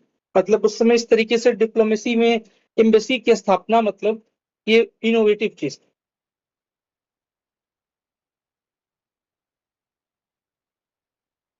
ये वो इतनी सारी काम क्यों कर रहे हैं, वो फ्रांस के साथ इतनी मित्रता बना रहे हैं, एम्बेसीज खोल रहे हैं, वो ये क्यों खोल रहे हैं, क्योंकि वो आगे चल के किससे लड़ने वाले हैं, ब्रिटिशर्स से। और जब आप ब्रिटेन से लड़िएगा, ठीक है, तो आपको भी तो उतना मॉडर्न होना पड़ेगा, तभी तो आप उनके सामने टिक पाइएगा। ठीक है, नेक्स्ट स्टेट जो हमारा है, अभी सिर्फ हमारा फोकस होगा हर एक रीजनल स्टेट के बारे में, उनसे रिलेटेड वो सारे फैक्ट्स और जरूरी बैकग्राउंड जो कि हमारे डिफरेंट टाइप्स के प्रीलिम्स के लिए इंपॉर्टेंट है। हम केवल उतना ही अपने आप को उतना ही क्रिस्प रखेंगे, और कॉम्प्रिहेंसिव होने की आवश्यकता होगी तो उतना ही होंगे जितना हमारा प्रीलिम्स का जिसके इर्द गिर्द क्वेश्चन बनता है। अगर हम बात करें सिख पावर की, ठीक है, तो जो सिख स्टेट है वो कैसे स्टैब्लिश होता है, तो आप लोग को पता है कि सिख ओरिजिनली क्या एक रिलीजन भी है, ठीक है, एक रिलीजन भी है सिख।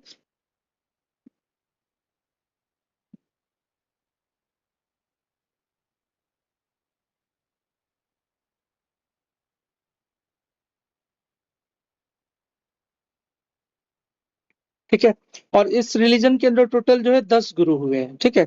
और अगर बात करें इस रिलीजन को स्टैब्लिश किसने किया था, तो इस रिलीजन को स्टैब्लिश किया था गुरु नानक देव जी ने, ठीक है, गुरु नानक देव जी, ठीक है, जिनका की जन्म स्थान कहाँ पर है, बर्थ प्लेस अगर बात करें तो, ठीक है, एक जगह है पाकिस्तान में तलवंडी, ठीक है, तलवंडी साहिब, साहिब, ठीक है, तलवंडी साहिब इनका वर्क प्लेस है। और इनका जो लास्ट टाइम था, लास्ट समय कह लीजिए, अंतिम समय जो था, इन्होंने वो कहाँ बिताया था, इन्होंने बिताया था करतारपुर में, करतारपुर साहिब, ठीक है। और ये दोनों ही जगह कहाँ पर है अभी करेंटली, पाकिस्तान में, ये ध्यान रखिएगा आप लोग, ठीक है। और ये करतारपुर साहब चूंकि इंडियन बॉर्डर से बहुत पास पड़ने के चलते एक करतारपुर कॉरिडोर भी बनाया गया है, जिसमें कि जो भी सिख धर्म के लोग हैं वो लोग जो है इस स्थान को भ्रमण कर सकते हैं सीमित समय के लिए, बिना प्रॉपर वीजा और वीजा वगैरह का इस्तेमाल किए बिना, ठीक है। ये भारत और पाकिस्तान के बीच में ये एक कॉरिडोर बनाया गया था जिसको स्टार्ट किया गया, ठीक है। अब फर्दर हम लोग आते हैं इसमें सिख वाले में, तो सिख में 10 गुरु होते हैं, ठीक है। 10वें गुरु जो होते हैं वो हमारे लिए कई मायनों में इंपॉर्टेंट है, एग्जाम पॉइंट ऑफ व्यू से तो इम्पोर्टेंट है ही, साथ ही साथ ये इनका जो जन्म है, बर्थ जो है वो बिहार में हुआ था, बल्कि पटना में हुआ था, जिस क्षेत्र में हुआ था उसको हम लोग पटना साहिब कहते हैं। ये साहिब जो है एक रिस्पेक्ट देने का एक तरीका है, सिख धर्म में अक्सर उन सभी चीजों को जो उनके 10 गुरुओं से जुड़ा होता है उनके साथ में वो साहिब शब्द का इस्तेमाल करते हैं, चाहे वो कोई स्थान हो, चाहे वो कोई उपयोग करने की वस्तु हो, उन सभी चीजों के साथ। तो इसलिए पटना में जिस जगह पे गुरु गोविंद सिंह जी का जन्म हुआ था उस जगह को हम लोग क्या बोलते हैं, पटना साहिब। और गुरु गोविंद सिंह जी के विचारों का प्रभाव जो है सिख धर्म पर वो सबसे अधिक दिखता है, आज भी दिखता है। एक उसमें एक सेक्ट था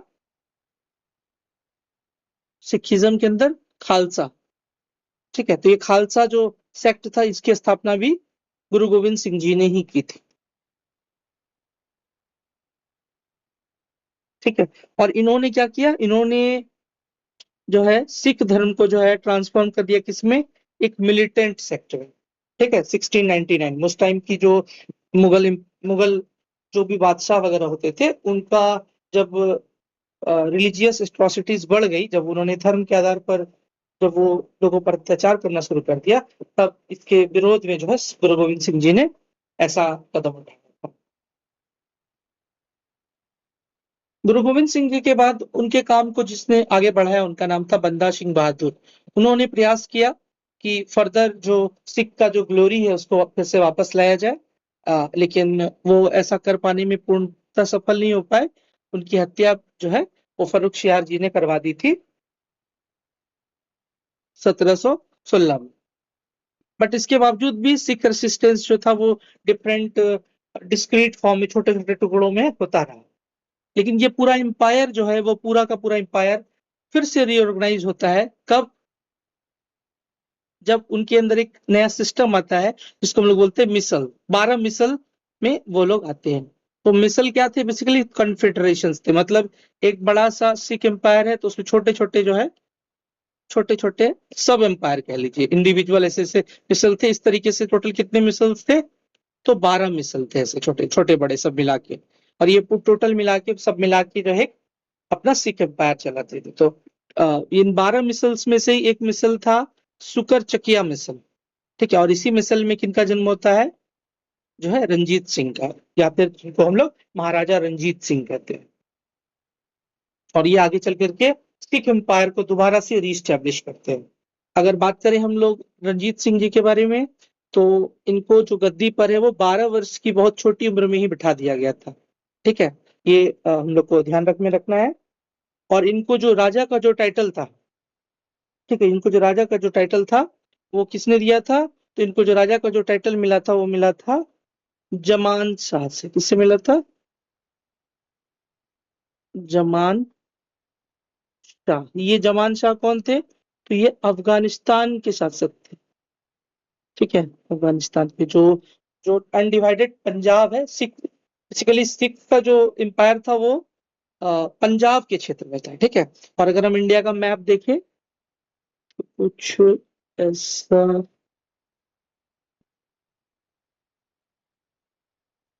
है, और इधर से बगल में ये रहा हमारा पड़ोसी पाकिस्तान। तो जो सिख एम्पायर था वो कुछ इस तरीके से फैला हुआ था। मतलब आज के पाकिस्तान में भी है और आज के हिंदुस्तान में भी था। ठीक है, ये ध्यान रखना है हम लोग को। और अगर इनके बाउंड्री की बात करें तो मैं चेंज कर लेता हूँ। तो इसकी बाउंड्री जो थी वो दो नदियों से तय होती थी। ठीक, एक तरफ जो नदी थी उसका नाम था, उस नदी का नाम था झेलम, और दूसरी तरफ जो नदी थी उसका नाम था सतलज। यानी झेलम और सतलज नदी के बीच में पूरा का पूरा सिख एम्पायर एग्जिस्ट करता था। ठीक है, तो चूंकि पाकिस्तान के अंदर ही था और पाकिस्तान से सटा हुआ अफगानिस्तान है, तो कहीं ना कहीं सिख एम्पायर का पड़ोसी ही था उसमें पाकिस्तान, मतलब सॉरी अफगानिस्तान। तो ये ध्यान रखेंगे हम लोग। और उनके बारे में देखें तो इनकी जो थी वो दो कैपिटल्स थी। एक लाहौर था जो कि पॉलिटिकल कैपिटल था, ठीक है, और एक अमृतसर था, इसका दूसरा कैपिटल कौन था? अमृतसर था। यानी कि मैं यहाँ पे लिखता हूँ।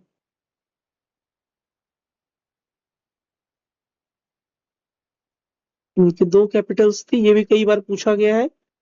एक तो आपका पॉलिटिकल कैपिटल हो गया,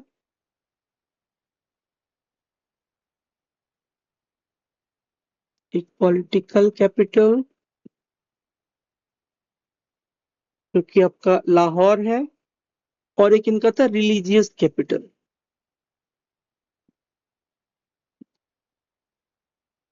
जो कि आपका अमृतसर था। अमृतसर। ठीक है, ध्यान रखना है। और अमृतसर शहर के बारे में पूछा जाता है कि ये इनको कहाँ से मिला था। तो अमृतसर शहर जो इनको वो भंगी मिसल, वही जो 12 मिसल है उसी में से एक मिसल भंगी मिसल है, उससे उन्होंने 1802 में प्राप्त किया था। 1802 में। इनके फादर का नाम महान सिंह था और इनकी मदर का नाम राजकौर।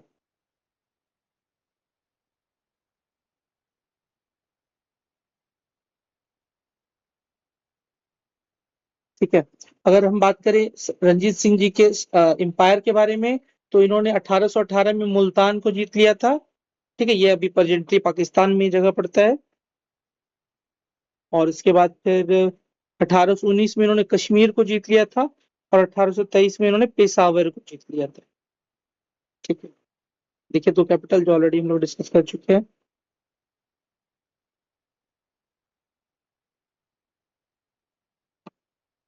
आगे चल करके अ, एक ट्रिटी ऑफ अमृतसर होता है किसके इसके बीच?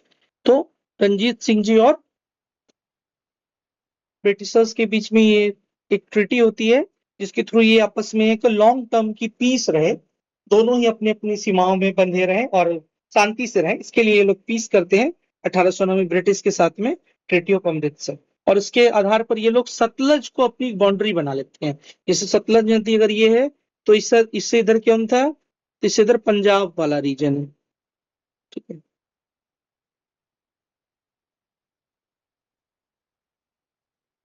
इससे इधर हो गया पंजाब अंडर रंजीत सिंह। ठीक है, और इसके इधर क्या हो गया? ये हो गया सतलज नदी,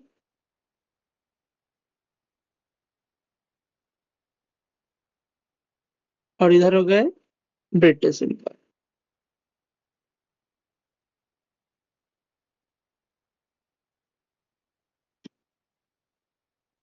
ठीक है, और रंजीत सिंह का जिक्र हो और उसके साथ में एक और चीज का जिक्र न हो तो अधूरी बात है। कोहिनूर डायमंड, क्योंकि आगे चल करके हम इसको मुगल एम्परर्स वगैरह के साथ भी देखते हैं।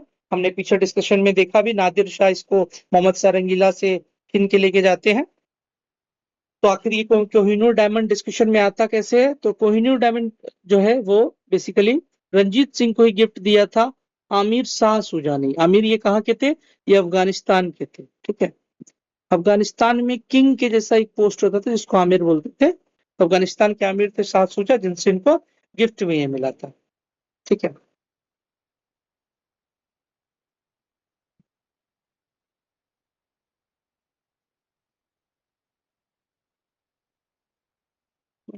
ये सब उसके हम्म। तो ये तो हो गए कुछ रीजनल स्टेट्स, हमने देखा कि किस तरीके से वो राइज किए, किनके किनके नेतृत्व में उनका राइज हुआ। अब हम लोग देखते हैं कि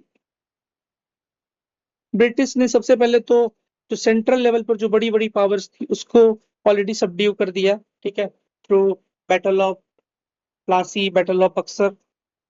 अब कुछ उसके बाद क्या होता है, तो कई सारे रीजनल पावर्स आते हैं। तो रीजनल पावर का राइज होता है तो वो भी क्या करते हैं, वो भी ब्रिटिशर्स के लिए थ्रेट पोज करते हैं। तो अब क्या होगा, अब होगा एंग्लो इंडियन वॉर्स। मतलब एंग्लो इंडियन वॉर मतलब कि अब जो है ब्रिटिशर्स लड़ेंगे लोकल रीजनल पावर्स के साथ में, और अब उनको भी क्या करेंगे, अपने एम्पायर का पार्ट बनाएंगे। अब उनसे भी वसूलेंगे क्या, दोगुना लागा।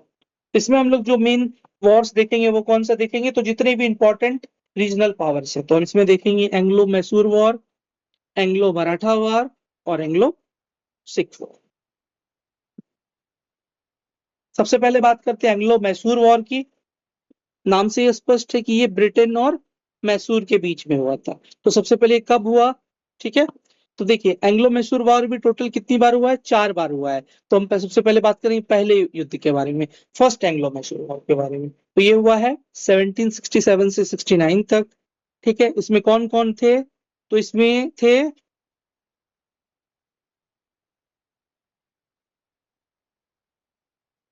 ब्रिटिश, निजाम और मराठा, ये तीनों एक साथ एक तरफ थे। और सामने कौन था? मैसूर का स्टेट। ठीक है, और मैसूर के स्टेट को कौन हेड कर रहे थे? तो मैसूर को हेड कर रहे थे हैदर अली। ठीक है, हैदर अली कर रहे थे। और क्या होता है, बेसिकली ये युद्ध हो क्यों रहा था? इसलिए हो रहा था क्योंकि हैदर अली ने क्या किया था, नॉर्दर्न सरकार। नॉर्दर्न सरकार क्या होता है, अगर आप इंडिया का मैप देखेंगे, ठीक है, तो आपको इधर दिखेगा जो हमारा ईस्टर्न कोस्ट है, उसे बेसिकली 2 पार्ट दिखते हैं हमको। ठीक है,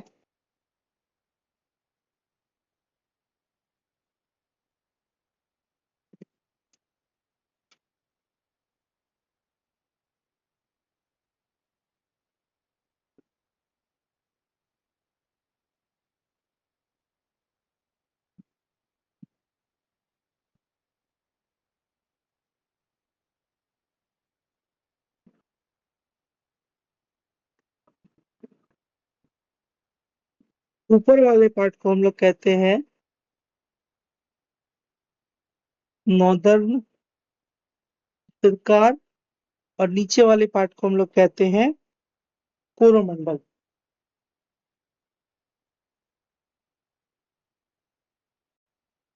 तो ये नॉर्दर्न सरकार का ही जो रीजन था, तो जो निजाम का जो राज्य था वो कुछ इस तरीके से था।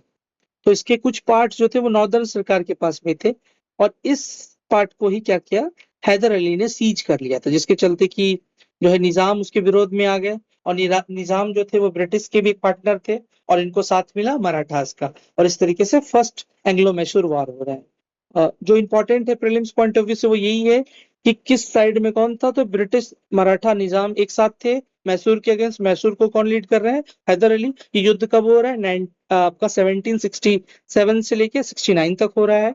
ठीक है, और इसमें फाइनली क्या होता है, तो इसमें जो है हैदर अली इस युद्ध को जीत जाते हैं। और फाइनली ट्रिटी कौन सा होता है? Treaty of Madras. ये इंपॉर्टेंट है कि फर्स्ट एंग्लो मैसूर वॉर के बाद कौन सी ट्रिटी होती है? ट्रिटी ऑफ मद्रास होती है 1769 में।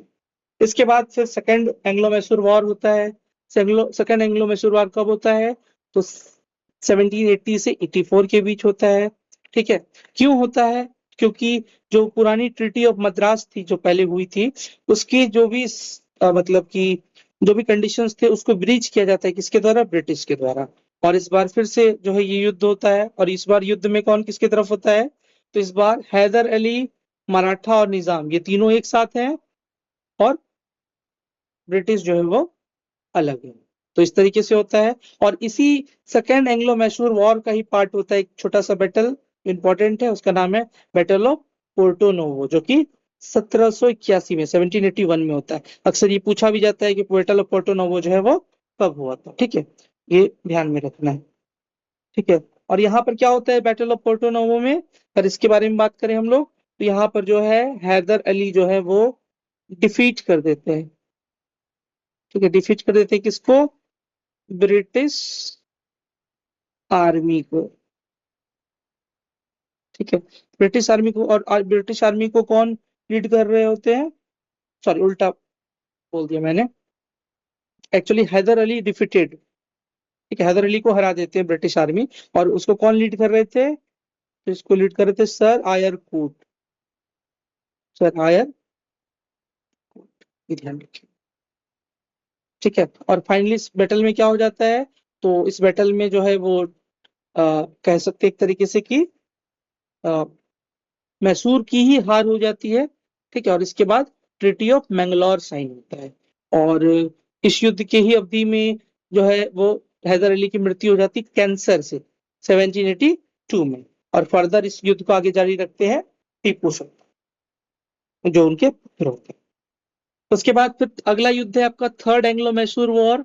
Third Anglo Mysore war once again कब होगा, तो आपका 1790 से 94 में। क्यों होगा, क्योंकि टीपू सुल्तान का कुछ डिस्प्यूट हो जाता है किसके साथ, त्रावणकोर के साथ, ठीक है। और ब्रिटिश जो है वो त्रावणकोर की साइड ले लेते हैं। उसके बाद फिर किसके किसके बीच युद्ध हो जाता है, तो ध्यान रखिएगा अक्सर हम लोग एंग्लो मैसूर वॉर में इसी पर फोकस करते हैं कि ब्रिटिश वर्सेस मैसूर है, लेकिन इसमें कुछ सेकेंडरी प्लेयर्स भी हैं। अब जो क्वेश्चंस पूछे जाने लगे हैं वो अब सुपरफिशियल नहीं पूछते, थोड़ा डिटेल में जाते हैं। तो सेकेंडरी प्लेयर्स का रोल भी बहुत इंपॉर्टेंट जो है हो जाता है। तो यहाँ पे देखेंगे हम लोग कौन कौन था, तो ब्रिटिश आर्मी थी, साथ में मराठा है और निजाम, ये तीनों एक साथ है, और मैसूर जो है वो अलग है, ठीक है, ये ध्यान रखना है। मैसूर को कौन लीड कर रहे हैं अभी, टीपू सुल्तान लीड कर रहे हैं मैसूर अंडर टीपू सुल्तान। इसमें क्या होता है, इसमें टीपू सुल्तान की हार हो जाती है, ठीक है। मैसूर इसमें जो यानी कि ब्रिटिश जो है वो विक्टीरियस हो जाते हैं, और मैसूर जो है वो हार जाती है। और इसमें ट्रीटी ऑफ सेरिंगपट्टनम, ठीक है, ये ध्यान रखिएगा आप लोग। इस वॉर में क्या होता है, टीपू केवल युद्ध ही नहीं आते बल्कि उनको वॉर इंडेमनिटी भी देना पड़ता है 3 करोड़ रुपयों का, जो कि बहुत ही हैवी सम था, ठीक है। आगे बात करें हम लोग फोर्थ और अंतिम एंग्लो मैसूर वॉर की, तो ये कब होता है, ये 1799 में होता है, ठीक है। और ऐसा क्यों होता है, क्योंकि पिछले युद्ध की शर्तों के अनुसार टीपू को बहुत सारी रिस्ट्रिक्शंस का सामना करना पड़ता है, लेकिन धीरे धीरे जैसे जैसे समय बीतता है टीपू उन रिस्ट्रिक्शंस को मानना बंद कर देते हैं, और फिर से अपने आप को इंडिपेंडेंट सुल्तान जो है वो घोषित कर देते हैं। जिसके बाद की फिर ब्रिटिश आर्मी और मैसूर के बीच में फिर से एक लड़ाई होता है। इसमें इंपॉर्टेंट ये है कि ब्रिटिश आर्मी को जो लीड किया था वो किया था सर अर्थर वेलेजली ने, ठीक है, ध्यान रखिएगा। जब भी वेलेजली वर्ड आता है तो फिर हम ध्यान से अगर देखें इसको, तो इस नाम के एक जो हमारे देश में क्या हुए हैं, तो गवर्नर जनरल हुए हैं, ठीक है, ये ध्यान रखना है। तो ये जो है, ये जो अर्थर वेलेजली हैं वो लॉर्ड वेलेजली के कौन थे, ब्रदर थे, ठीक है, ये आप ध्यान रखिएगा, उनके जो है वो ब्रदर थे। और टीपू इस युद्ध को क्या होता है, हार भी जाता है, और युद्ध में लड़ते लड़ते फिर उनकी मृत्यु भी हो जाती है। चारों मैसूर वॉर के दौरान प्रीलिम्स एग्जाम्स में अक्सर जो है एक क्वेश्चन पूछा जाता है कि उन सभी वॉर्स के दौरान कौन ब्रिटिश गवर्नर पावर में थे। जैसे अगर हम बात करें फर्स्ट एंग्लो मैसूर वॉर की, तो उसमें जो ब्रिटिश गवर्नर या गवर्नर जनरल पावर में थे उनका नाम था वेरेलास्ट। सेकंड एंग्लो मैसूर वॉर के टाइम पर थे Warren Hastings. Third Anglo Mysore war के टाइम पर थे लॉर्ड कॉर्नवालिस। और चौथे के दौरान थे वेलेजली, ठीक है। ये वेलेजली कौन है, तो ये है गवर्नर जनरल। और वहां जो टीपू को जो उस युद्ध में हरा रहे हैं वो कौन, उन्हीं के ब्रदर अर्थर वेलेजली, ये ध्यान रखना है, दोनों अलग अलग वेलेजली,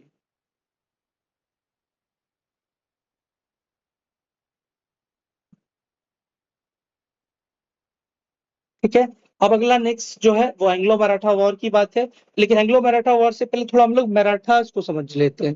जब हम लोग मराठा के बारे में पढ़ते हैं तो हमको दो शब्द अक्सर जो है यूज होता हुआ दिखाई देता है, एक तो मराठा एम्पायर और एक मराठा कॉन्फेडरेसी।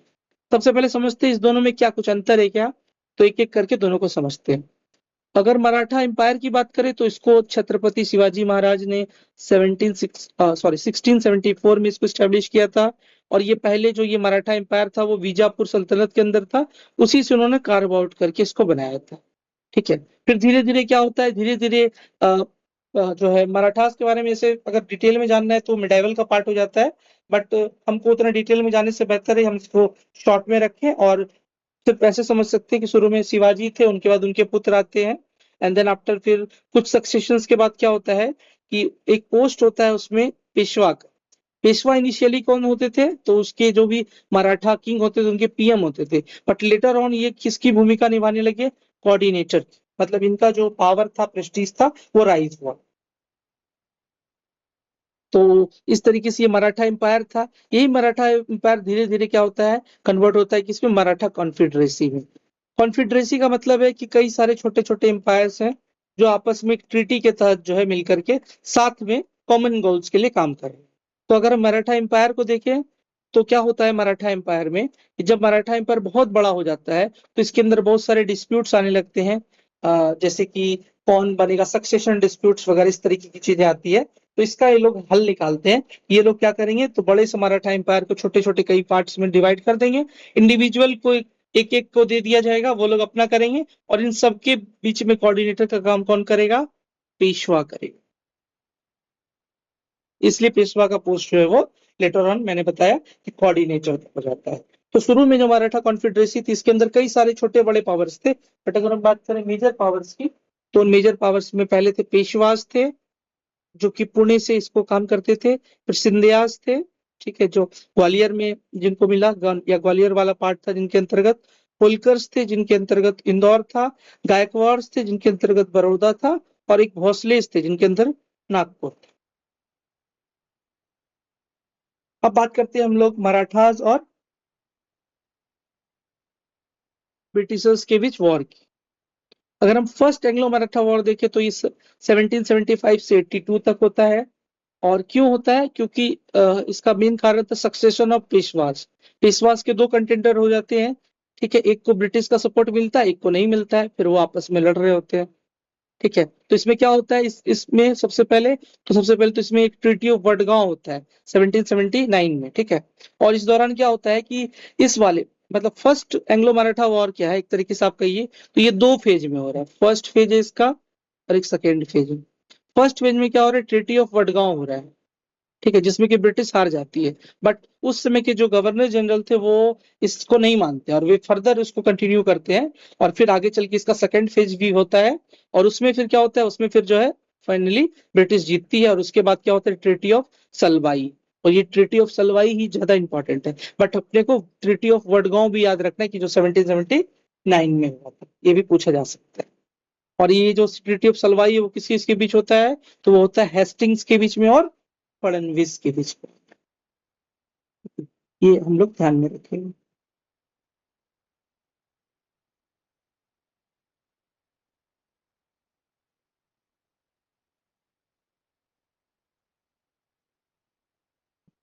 अगर हम बात करें सेकंड एंग्लो मराठा वॉर की तो ये 1803 से 1805 तक होता है। और इसमें बेसिकली क्या था, तो इसमें जो है इंटरनल पॉलिटिक्स, इसको सुधार लेंगे, इंटरनल पॉलिटिक्स, ठीक है, internal politics of the confederacy, उसके चलते जो है ये युद्ध होता है। ठीक है, और इसके अंत में क्या होता है भाई, तो इसके अंत में जो है ट्रीटी ऑफ बसीन, ठीक है, ट्रीटी ऑफ बसीन साइन होता है। और उसके बाद फिर क्या हो जाता है, उसके बाद ये लोग जो है वो सब्सिडरी अलायंस को मान लेते हैं। ठीक, कौन मान लेते हैं, उस समय जो पेशवा होते, पेशवा बाजीराव टू। ठीक है, लेकिन कुछ कॉन्स्पिरेसी के अंदर बहुत सारे मेंबर्स होते हैं। ठीक है, तो उसमें से दो लोग जो है इस सब्सिडरी अलायंस को नहीं मानते, ये बहुत इंपॉर्टेंट है। कौन थे, एक सिंधिया थे और एक भोसलेस थे, जो कि सेकेंड एंग्लो मराठा वॉर के बाद भी नहीं मानते। ठीक, ये इंपॉर्टेंट चीज है। इसके अलावा अगर हम प्रीलिम्स पॉइंट ऑफ व्यू से देखें तो दो चीजें हैं। एक है आपका स्कॉर्च अर्थ पॉलिसी। स्कॉच अर्थ पॉलिसी क्या होता है, तो ये बेसिकली एक वॉर टेक्निक था, एक वॉर टेक्निक। इसमें क्या होता है कि जब आप कोई एरिया को हारने लग जाते हैं तो क्या करते हैं, आप उस क्षेत्र में पड़ने वाले जितने भी, अगर कोई फार्म लैंड है जहाँ खेत है, फसल है, तो उसको क्या करते हैं, बर्न कर देते हैं। ठीक है। और अगर वहां कोई वो वेल है, कुआं है, तो उसमें क्या करते हैं, पॉइजन डाल देते हैं, ताकि जो व्यक्ति या जो पार्टी, जो भी साइड अगर जीत भी गया, ठीक है, तो वो उस क्षेत्र का ठीक ठाक उपयोग ना कर सके, या फिर उसके ऊपर एक तरीके से कहिए तो सेकेंडरी मेथड से हम उनको हराने का प्रयास कर देते हैं। ठीक है, तो ये एक चीज हो गया। फिर एक आपका ट्रीटी ऑफ पुरंदर है, एक इंपॉर्टेंट है ये ट्रीटी 1776 में, ये भी बहुत पूछा जाता है कि कब होता है ये ट्रीटी। ठीक है, आगे देखते हैं। अब है थर्ड एंग्लो मराठा वॉर। तो थर्ड एंग्लो मराठा वॉर कब होता है, तो थर्ड एंग्लो मराठा वॉर होता है आपका 1817 से 1818 तक। ठीक है, इसमें क्या होता है बेसिकली, तो इसमें ब्रिटिश जो थी वो एक पिंडारी नाम की एक कम्युनिटी होती है, उस पर अटैक कर देती है। ठीक है, और ये जो पिंडारी कम्युनिटी होती है, ये एक्चुअली में प्रोटेक्टेड रहती है किसके द्वारा, मराठास।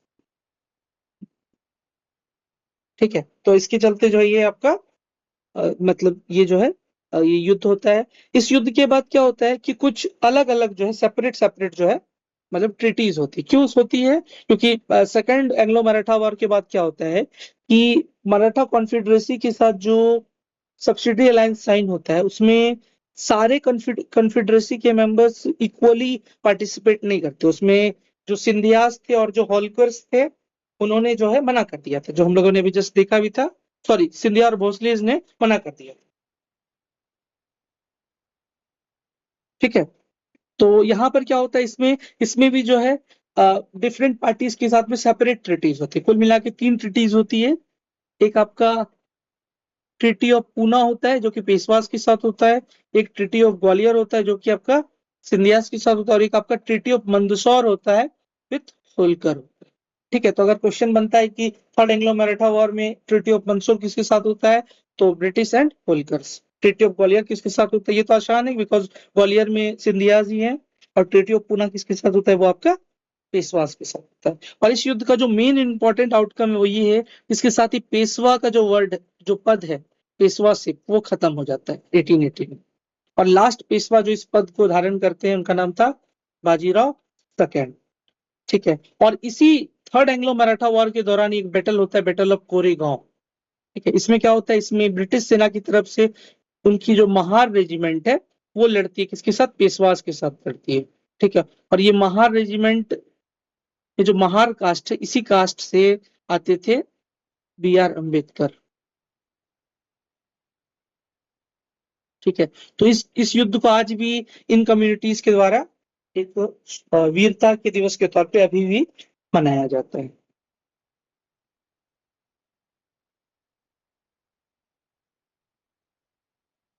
अगर हम लोग इसी में एक और इम्पोर्टेंट चीज देखें कि अगर हम लोग बात करें एंग्लो मराठा वॉर्स की, तो यहाँ पे भी क्वेश्चन बनने का स्कोप रहता है कि डिफरेंट एंग्लो मराठा वॉर्स के दौरान कौन ब्रिटिश गवर्नर जनरल रहे हैं। ठीक है, अगर हम बात करें फर्स्ट एंग्लो मराठा वॉर की, तो फर्स्ट के टाइम पर कौन थे, वॉरेन हेस्टिंग्स। ठीक है, और अगर हम बात करें सेकेंड एंग्लो मराठा वॉर, तो उस दौरान कौन थे, वेलेस्ली। और थर्ड के दौरान कौन थे, तो सिर्फ लॉर्ड हेस्टिंग्स। ठीक है, ध्यान रखिएगा, वॉरेन हेस्टिंग्स और लॉर्ड हेस्टिंग्स दो अलग अलग व्यक्ति।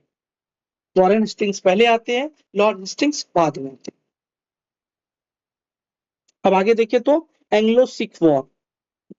सिख स्टेट के बारे में हमने ऑलरेडी डिस्कस कर लिया है कि सिख्स जो है कौन थे, कहाँ कैसे उन्होंने अपना स्टेट डेवलप किया, कौन इसमें कौन कौन उनके लीडर वगैरह हुआ करते थे। अगर हम बात करें फर्स्ट एंग्लो सिख वॉर की, ठीक है, तो इसमें क्या हुआ, इसका जो ट्रिगरिंग फैक्टर था वो ये था कि सिख का जो है, चूंकि हमने बताया था आपको कि ट्रीटी ऑफ अमृतसर जो है साइन हुआ था 1809 में between Sikh state of Punjab and Britishers. But होता क्या है कि जो सिख स्टेट है, जो सिख लोग हैं, उनका कुछ एक्शन होता है सतलज के उस पार, क्योंकि उस ट्रीटी के दौरान उन्होंने सतलज को एक बाउंड्री बना लिया था।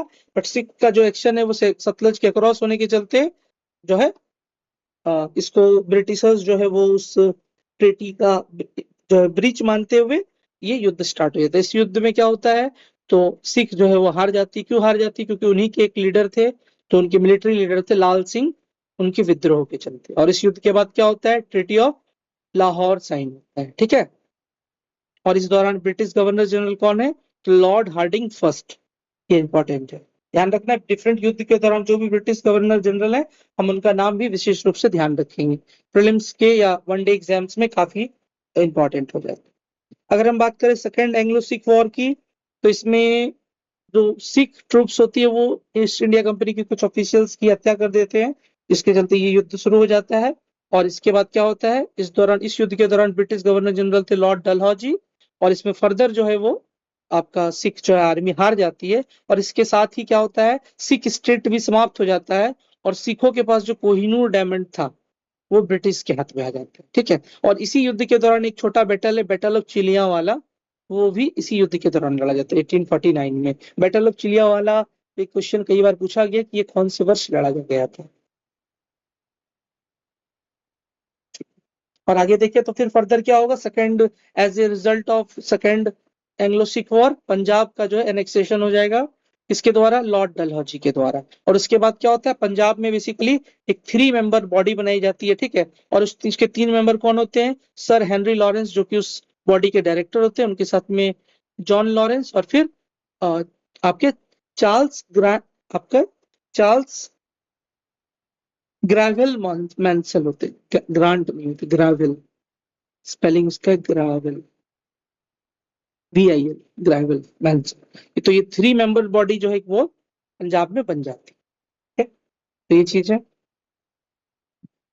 तो अगर हम इसको फाइनली एक बार में समराइज करें, तो पलासी ने बंगाल पे कंट्रोल करा दिया, पानीपत ने मराठास को सबड्यू कर दिया, बक्सर ने ब्रिटिश को सुप्रीम पावर बना दिया, और इस रीजनल वॉर्स ने क्या किया? ब्रिटिश डोमिनेंस को कंप्लीटली स्टैब्लिश कर दिया। तो इसी के साथ हमारा सेकेंड लेक्चर भी यही समाप्त होता है। अगर आपको कहीं भी कोई डाउट है या कोई आपके सुझाव है, तो काइंडली आप अपने जो है इस वीडियो के कमेंट बॉक्स में आप लिख सकते हैं। साथ ही साथ इस PDF का जो स्लाइड है हमारा, इसका लिंक भी आपको डिस्क्रिप्शन बॉक्स में मिल जाएगा। आप इस वीडियो को, अगर आपको ये पसंद आता है, तो काइंडली इसको लाइक कीजिए, और अपने फ्रेंड्स या जो भी कोई तैयारी कर रहे हैं उनके साथ जरूर इस वीडियो को शेयर कीजिए। Thank you all.